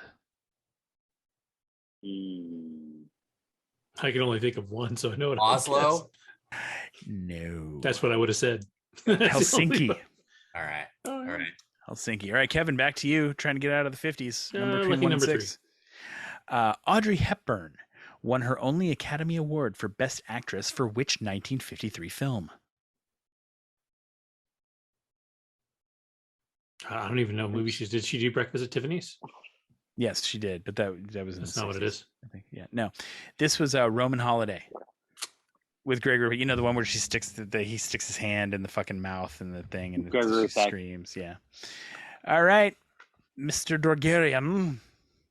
Number between 1 and 6. 1. What children's TV series aired on CBS from 1955 to 1984 with Bob Keeshan playing the title character? Are you shitting me? If he doesn't get it, I have a guess. Repeat. What children's TV series aired on CBS from 1955 to 1984 with Bob Keeshan playing the title character? Oh, I know. I know now. Yeah, Yes. I think I do too. Yep. I defer to the K&A group. I don't know. I give All up. right, what do you guys My think? guess is, let's say it together. 1, 2, 3. Captain Kangaroo. Kangaroo. Yes, you guys got it. Too bad it doesn't count for shit. Yeah, I was trying to think of kid. That's the only long running kids show. I know, because I it could wasn't think of. Bozo the Clown. That would be the only other one. The that only other would've thing I thought could think about. of that would have been similar was like Romper Room, but I didn't remember Yeah. that having a host. All right, Andrew, I between think 1 and that's it. 6. I think if 4, I think is the music one. So I'll always go with music. Rock and roll legend Richard Wayne Penniman was known by which stage name? Well, Richard, done. Next. Yes, Andrew gets out of the 50s. While we go over to Kevin, who is still locked. Did Back he to turn the off his camera so he can like flip us off without being I a think dick? so. He's He's just like, laughing. fuck you. I'll take number 1. In what U.S. city was the Great Brinks robbery of 1950? Chicago? Boston, Massachusetts. Fuck Boston. Yeah, wicked, fucking retarded. We don't use the R word these days, son. Fuck you and your mother. I'll fuck you and all your lesbian fish-eating friends in front of your fucking mothers, bitch. It's a little toll booth Willie for you there. Mm-hmm. Andrew. Yes, Andy. No, quit. 1. Boone. Okay. Which short hairstyle was first popularized in the 1950s when Audrey Hepburn wore the style in her debut film, Roman Holiday? Couldn't ask those questions out of order. How do you ask a bald man about hairstyles from the 50s? The Beehive. It's a pixie cut movie. Yeah, I was gonna say Pixie or Bob, one of the two. I was gonna say Bob actually. Yeah. I don't keep up with the female hairstyles very much. From 25 years before you were born.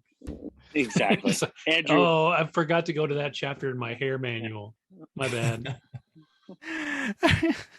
All right, Andrew, we are closing in on the 1960s.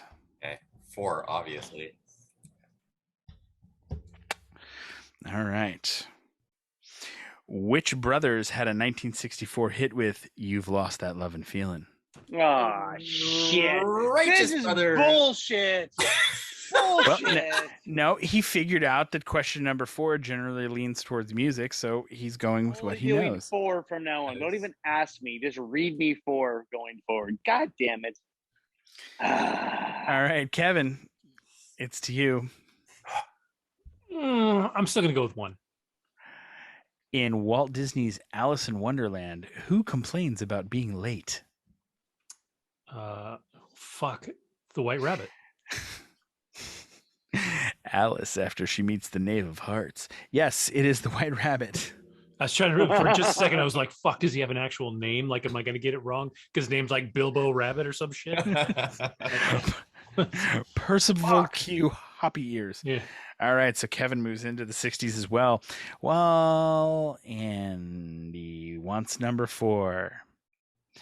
Which Elvis Presley hit was originally recorded by Willie Mae Big Mama Thornton? Oh, fuck, man. I actually don't know this one. I know this one. I do. Yep. Which is probably going to be covered in the Elvis movie that comes out later this month, which looks fucking phenomenal. Is that Baz Luhrmann? Yes, it looks amazing with Tom Hanks as fucking Colonel Tom Parker. Mm-hmm. It looks so good. Christy and I, we're already planning a date night to go and see that movie. It just looks so fucking good. So what's the song? I don't know it. Can I guess it after he says no?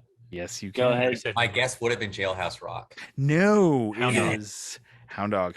Oh. You've never heard the original version of it, Hound No. Dog? It's good. Actually, it's really cool.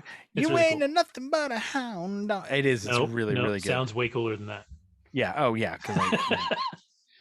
All right, Andrew. He's in the 70s, man. In the Four. 70s. 4. You may be let down on this one. Released in 1970, which song was Simon and Garfunkel's biggest hit? That's difficult because it definitely is not Miss Robinson because I think that was like in '69 or some shit. So Dude. I gotta guess it. Yeah, I gotta guess. too. I'm tempted to say Bridge Over Troubled Water. So I'm thinking out loud here. Trying to see if Pete will give you a visual. You're watching him. He's gonna list off until his little chubby poker face gives him away. I gotta guess. Wait. Is there a time limit on this shit? Right, let me think. Oh my god. Their biggest hit. Oh my god. Okay, you know what? I'm totally fine. I'm gonna just accept my fate here. Because if it's okay, if you tell me this is the biggest hit and I don't consider it the biggest hit, I'm gonna fucking flip my table. So who am I forgetting?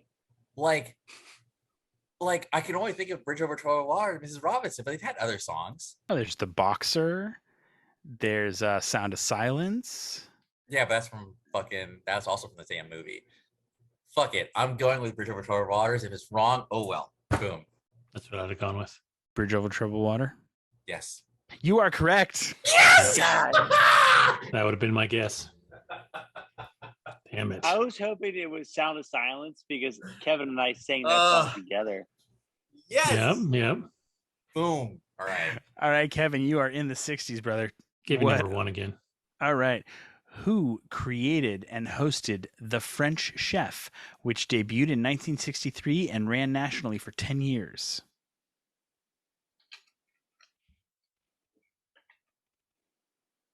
'60. Oh, I know. Was it Julia Childs? It is. And there is currently a show on HBO called Julia. Yeah, that looks which really is good. Fucking amazing. Christy and I It's really watched it. David Hyde Pierce as her husband is phenomenal. It's just so well done. And that gets you out of the 60s as we go to Andy, still stuck in the 1950s. Fuck. I don't know. 1, 2, 3, 4, 5, or 6. Two. Let's try 2. Jesus Christ. Which game show tasked celebrity panelists with guessing the occupations of guests on the show through asking yes or no questions?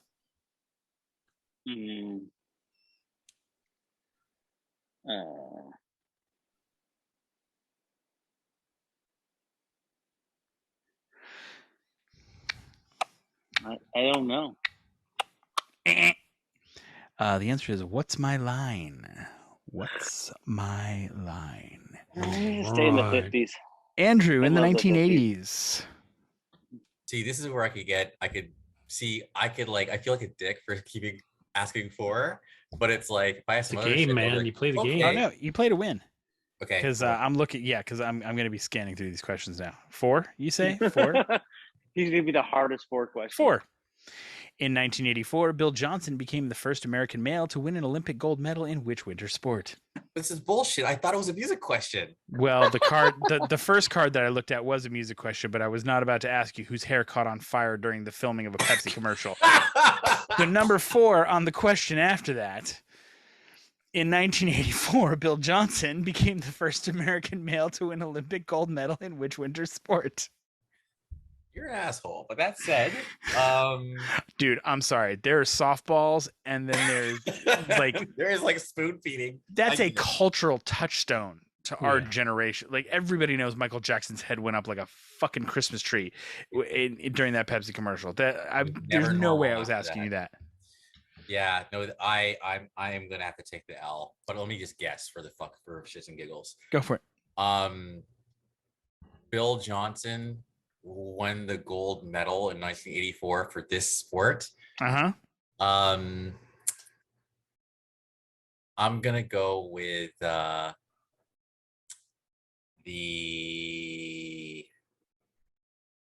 can't be bobsled because that's a whole team. Oh, my computers might have fucking power. Okay. I'm gonna go with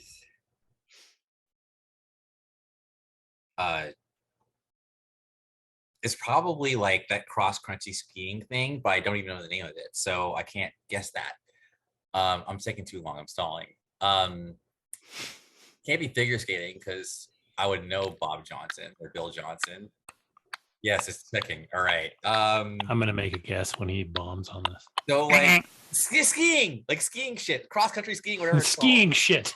This is the first one ever to win the luge. Andy, are you with us? Can you hear us? I can. Okay, so we're gonna have to go to the judges on this one. The complete answer is alpine skiing. Fucking hell, dude! Ooh. I don't think anybody's ever won an award for a medal for skiing shit. That's what I meant, though, dude. Like, well, you said I want to, but you were saying cross country skiing. I want to see what alpine skiing is real quick. We're going to the internet to see what the classification is. That like the triathlon where you have to stop and shoot and then keep Nope. going? I'm sorry. Alpine skiing or downhill skiing. This is the shit where they're in between the gates. That is an incorrect answer. All right. Yeah, that is different than the cross country for sure. Yeah, I was. If it had been close, we may have had a discussion. So now let's see. That was Andrew. So it's back up to Kevin in the 70s. Number 1. Which game created by Milton Bradley in 1971 required players to score goals by pushing one of two pucks into the opposing player's goal using ball bearings? Oh. Skee ball. No. And now. Air hockey. Nope. I would have guessed Crossfire. Okay. You were thinking Rock Crossfire. Yeah, it had like they've remade it several Crossfire. times. It has like a little handle and a gun, and you click it's still it. out there. Yeah, you can still buy. Crossfire. Yeah, it drops a ball bearing in, and yeah, they've upped the ante on it. All right. Yeah, it comes with real guns now. Exactly.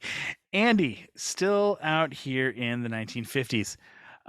Questions 1 through 6. Let's try 3 this time. Why not?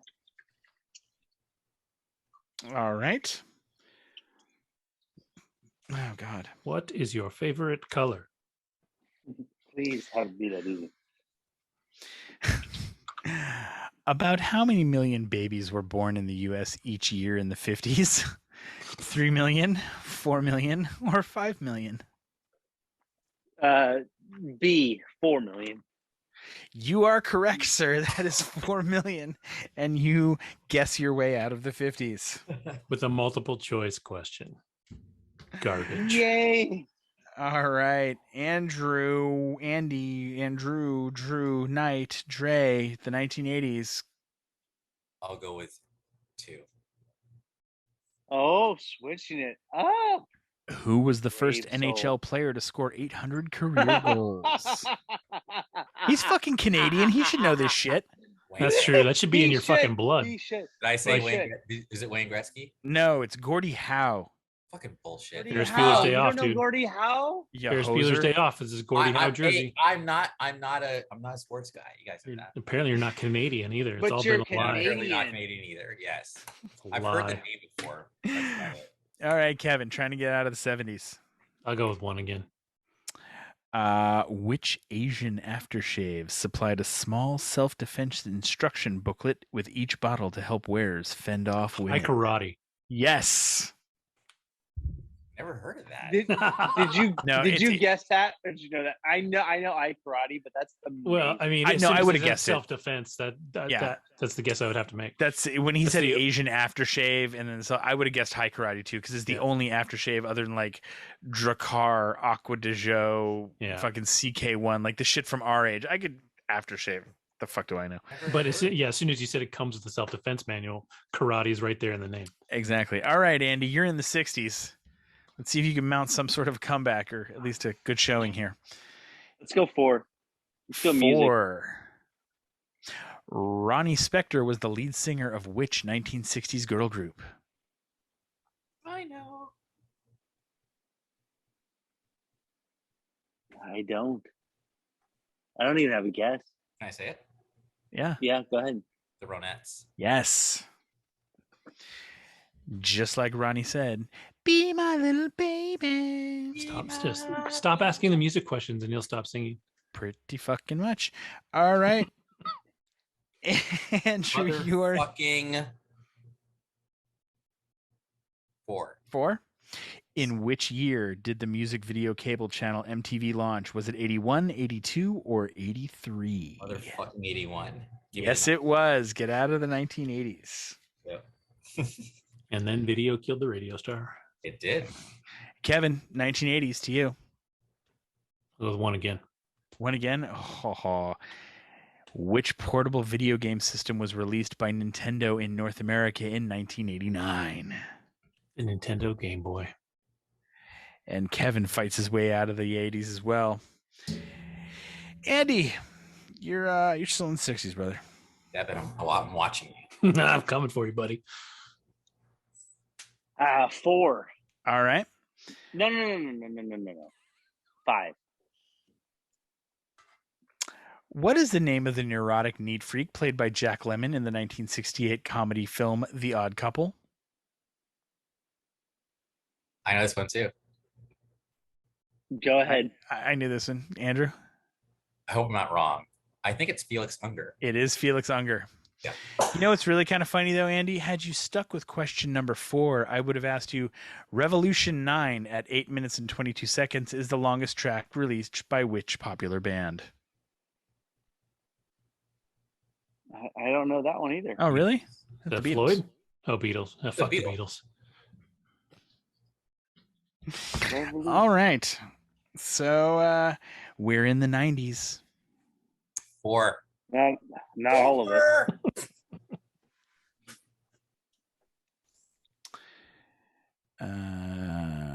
He's like looking at the card and be like, nope. Next one. Yep, that's exactly what he did. Which 1998 single by the Spice Girls was the first not to include former member Jerry Halliwell? Ginger. In 98? She didn't leave till fucking hell, dude. Damn it, I thought that one might have thrown him, and apparently he knows the Spice Girls. No, because like she didn't leave until like, I mean, yeah, she left, but like Holler was the first one, but that was like in 2000, not 98. And like Spice Up Your Life was like for the movie. Yeah, this is already more Spice Girls information than I have ever known.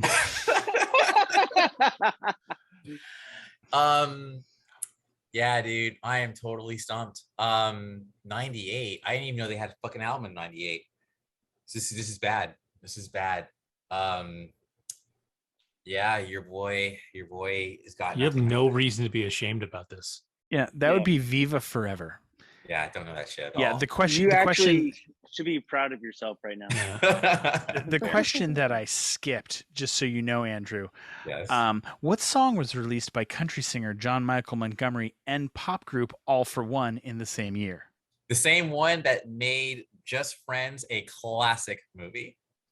Okay, so you better treat Kevin the same way. Just saying. That's but no, those no. All right, Kevin, you're in the 90s. He's not gonna handicap you. Holy shit. Well, I handicap myself. Have you seen this?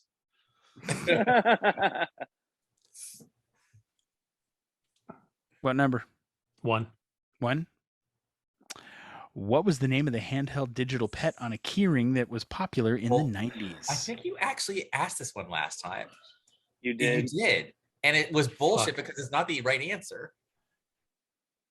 Yeah, hold on.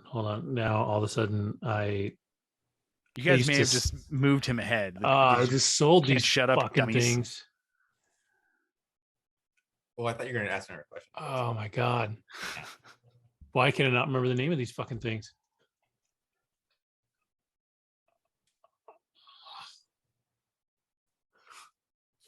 Fuck. Oh, no. I'm not going to get it. It's not going to come to me. What is it? That would be a gigapet. That is not the right. Yeah, that's not. Yeah, No, but it wasn't. You all thought it was a Digimon. Tamagotchi. No, it was a Tamagotchi. Yeah. Digimon's a cartoon, Oh, but Tamagotchi is what it was. Giga, what the fuck? I already forgot what that was. That wasn't a thing. And Andy, you were still lost in the 60s. I don't know. Just pick a number that's easy for me. Let's see. Okay.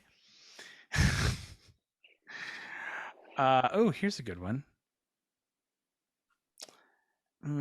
Okay. Pick 2, 3, or 4. 2. What was the name of the first diet drink debuted by the Coca-Cola Company in 1963? Diet Coke.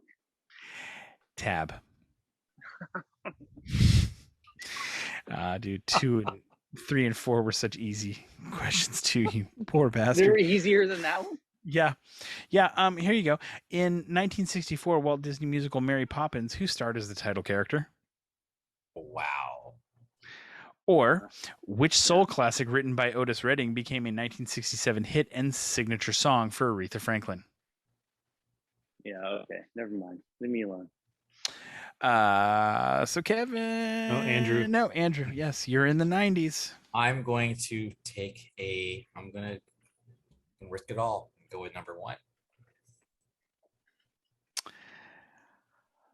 Who wrote these best-selling novels of the 90s?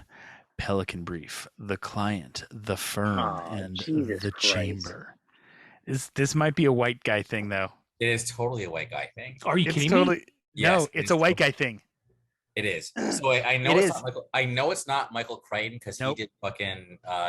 But I totally, it's a white guy thing. It's gonna be. I'm gonna be so angry. when James you- Patterson crosses over because Alex Cross is a black character.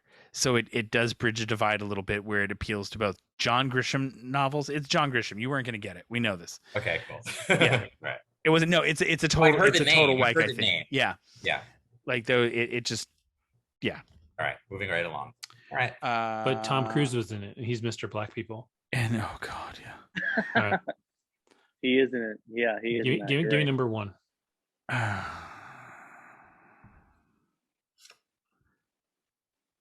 What did you just steal from me? You stole a fucking answer right out of my hand. You can see it by your stupid face. Damn it. All right.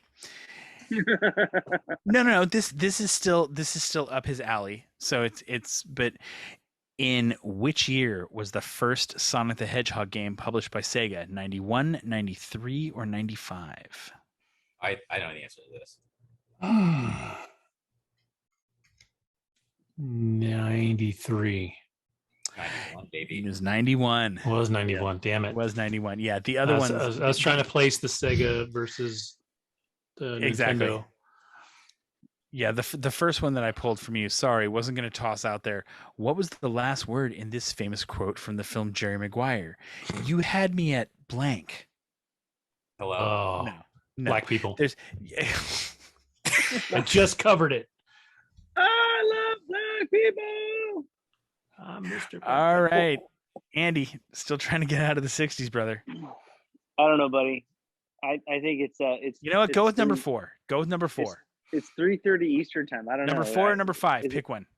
Is it time to call it? I don't 4 know. or 5? Pick No, we one. gotta finish this shit. Mhm. All right. I'll do These guys 4. are only 2 questions away. You're the one that's a hopeless fucking lost cause at the moment. I'm trying to end it. What were the names of the parents on the Brady Bunch? I have no idea. I actually don't remember either. Yeah, Mike and Carol. All right, then. I knew one of them. All was fine. right, I thought Andrew. I might- 4. 4.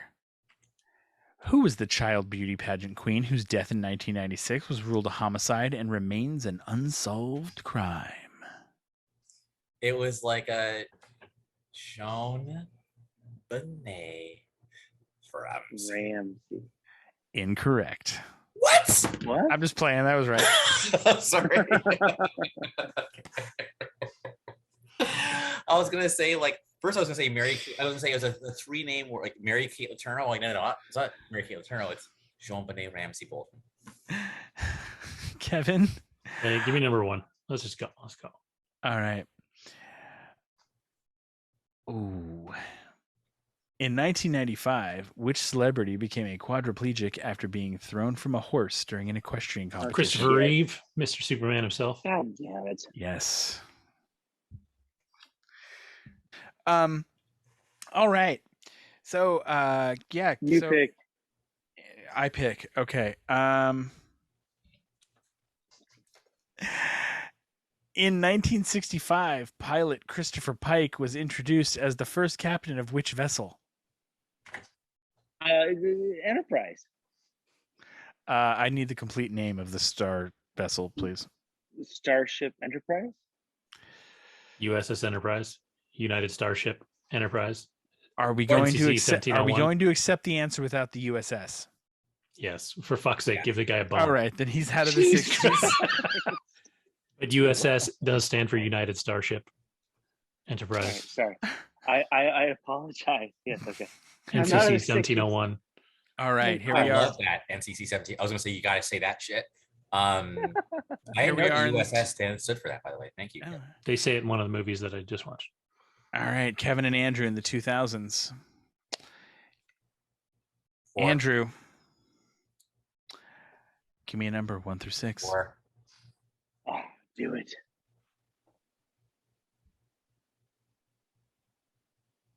Look at them trying to stump you. He's totally like switching the cards. Oh, Yeah. fuck yes, I am.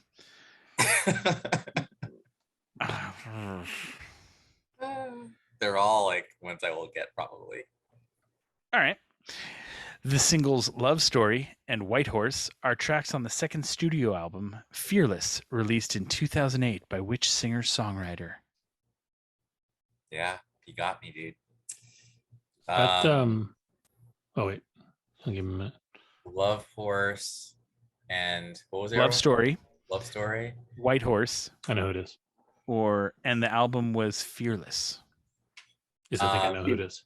If white boy Kevin knows who it is, just put that in your I'm mind. going to just guess Okay. it was what's her name? Taylor Swift. It is my girl Tay Tay. Wow, she'd be really disappointed to hear that. All right, Kevin, you have a chance to tie it up here, forcing a sudden death. Number one. In which year did Apple Inc. release the first generation iPhone? 2007, 2008, or 2009? It's 2007. Correct. It was 2007. Yeah. I know because it was before my son was born. So We're going to ask Andy a question about the 70s just because it's fun to watch him get frustrated. Pick a number. 3.5. You poor bastard. Who sang the theme to the James Bond film The Man with the Golden Gun? I can guess. Probably wrong though. Golden Gun. No idea. Is it Andrew, Dionne what Warwick? do you think? Lulu. Yeah. All right. So, Andrew, Kevin, pick a number between 1 and 6. We have to pick the same number, right? No. Okay. 4. Kevin? 3.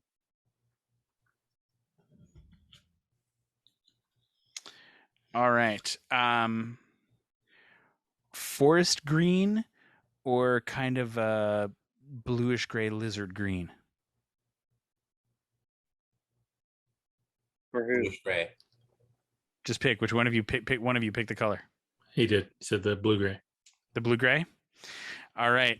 This is how we'll do sudden death. I'm going to find a card. We're just going to read the questions down in order, starting with Kevin. And the first one of you to miss a question loses. And that will decide our winner for the night. Because, I mean, I guess mathematically we could keep giving Andy a shot, so we might as well. So we'll ask Kevin the first question. Which cheap footwear made of soft, semi-transparent PVC material frequently infused with glitter became a fad in the early 80s? I know this because I have daughters. Yeah, I remember them. I know the name too. They just call like jellies. I'm going to accept it. It was jelly shoes. That was going to be my guess. We'll take Jellies. it. Yeah. All right, Andy, trying to get out of the 70s here. Pick a number. Number 3. 4. Good. Which 1972 crime film directed by Francis Ford Coppola was based on the best-selling novel by Mario Puzo? The Godfather. All right, you There made it we out of the go. 70s. All right, Andrew. What was Madonna's first mainstream hit single in the U.S.? Borderline. And tonight's winner is Kevin because it was actually Holiday. Are you serious? Holiday. You know what? It's all good. I won last time. Kevin, you were the fucking man. They You cast the couldn't- girl from Ozark for to play her in a Yes, biopic. and I It called looks that ridiculous, bro. You did. Yeah, I you remember did. you Yeah, you saying did. that. Yeah. I love Well, her. Andy, thanks for coming out and playing. Maybe you get better next time. No, I think that's I two won't. horrible losses in a row for you. I will lose every time. It should be like the thing that happens. Like when Kenny dies in the show. It's me losing a trivia. Well, That's no, all it's gonna be. Kevin will understand this. He's the new Alex. He's Yes. the cooler. Uh, What we'll do though is I think next time though we do a trivia, if we do these same cards, I think we're going to start with the 2000s and Go work back. our Work our way down. back. That's what we did last time. Actually. Yeah, I think we did last time. It is, and I flipped it up this time just to see how it would work, and I like it Failed. better the other way. Because it gets harder when you go back. Yeah. Exactly. You know, we are going to close the show with though something that we've never done on this show. Something from the dawn of the internet. Since we have a winner and something for the winner, we also need something for the loser. And so taking us out this evening, Oh, shit. Andrew, since you got second place, I want you to pick a style, an acting style, however you want to describe it, and give it to Andy. Like it could be like a cowboy, it could Or, be you know, an accent. Andy, I want you to take us out or whatever we're going to do in the manner of a certain James Tiberius Kirk. Oh, Okay. this is gonna be fucking epic. So, I have a love of something from the beginning of the internet. So this is why this ties into pop culture. Long ago, in the beginning of the internet, there were these things called message boards, and the origin of what Andy is about to read is still unknown on a message board. There are things that people think they know. They think they may have tracked it down to one dude at a school somewhere, but they're not 100% sure. Andy, tell me when you get my text. I got your text. I'm reading it right now. So tonight, Andy will be taking Holy us out. shit. Tonight, Andy will be taking us out with his Captain Kirk rendition of I Like Monkeys from the birth of the internet. All right. Huh. Hold on a second. Andy, Let me whenever do it. you're ready. You need to put it on the screen so you can, yeah, it's Yes. LFG, man.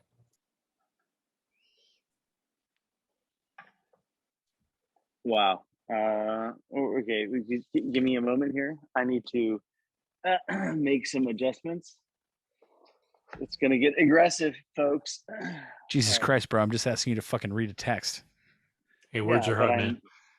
I'm 45 years old, so okay. I like monkeys.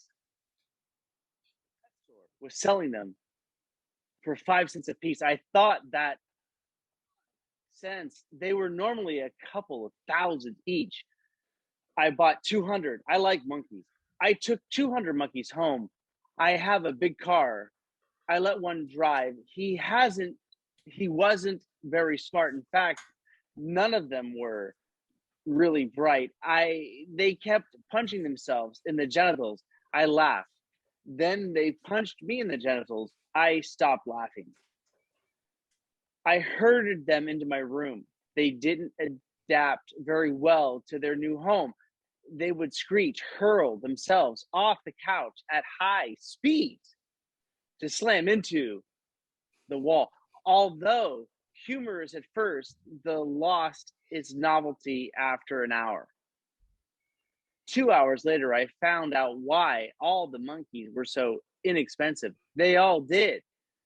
No apparent reason. They all just sort of dropped dead. Kind of like when you buy a goldfish and it dies 5 hours later. Damn cheap monkeys. I don't know what to do. There were 200 dead monkeys lying all around my room, on my bed, in the dresser, hanging from the bookcase. It looked like I had 200 throw rugs. I tried to flush one down the toilet. It didn't work. It got stuck. Then I had one dead, wet monkey, and 109 dead, dry monkeys. I tried pretending that they were just stuffed animals. That worked for a while. That is until they began to decompose. I started to smell real bad. I had to pee, but there was a dead monkey in the toilet, and I didn't know what to call the plumber. I was embarrassed. I tried to slow down decomposition by freezing them. Unfortunately, there was only enough room in the freezer for 2 monkeys at a time. So I had to change them every 30 seconds. I also had to eat all the food in the freezer so it didn't go bad. I tried burning them. Little did I know my bed was flammable. I had to extinguish the fire. Then I had 1 dead, wet monkey in my bed, 2 dead, frozen monkeys in my freezer, and 197 dead, charred monkeys in a pile on my bed. The odor wasn't improving. I became agitated at inability to dispose of my monkeys and to use the bathroom. I severely beat one of my monkeys. I felt bad. Oh no, I felt better. I tried throwing. Yes. Can you try it in Picard's voice? Is that too hard? I mean, just keep going. Don't start from the beginning. Just Yeah, I like that. Switch it up. Switch Yeah. to Picard. All right. Come on, number 1. You can do it. See, that was horrible, but I tried it. And your Kirk leaves much to be desired. It's shittier than mine, which is kind of amazing. Try reading all of that in Kirk's voice, and let's see how you do. Don't tempt me. I won't. I tried following them away, but the garbage man said that the city wasn't allowed to dispose of the charred primates. This is really hard to think about this. That's what she said. I told him that I had a what? All right, switch it up. Now you're Spock. Okay. He couldn't take that one either. I don't bother asking about the frozen ones. I finally arrived at a solution. I gave them out as Christmas gifts. My friends didn't know quite what to say. And now you're going to finish it off narrating it like you're reading an erotic fiction novel.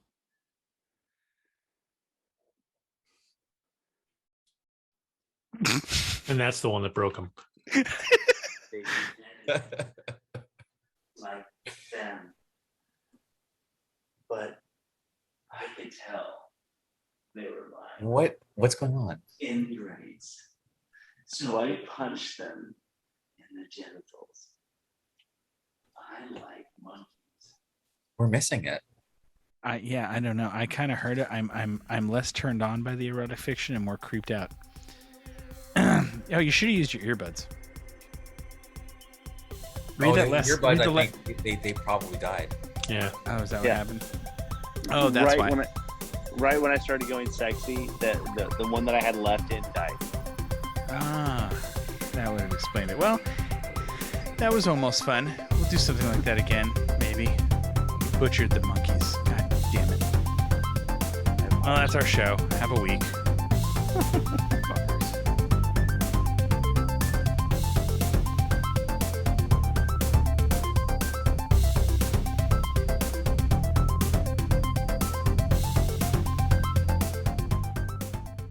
Everybody's always like, how did Stephen King cheat on his wife? The dude's stuck in the chair. I'm telling you, he's got some like voice shit You mean on there. Stephen Hawking? Stephen Hawking, yeah. Who did I say? Stephen King. Oh, well, whatever.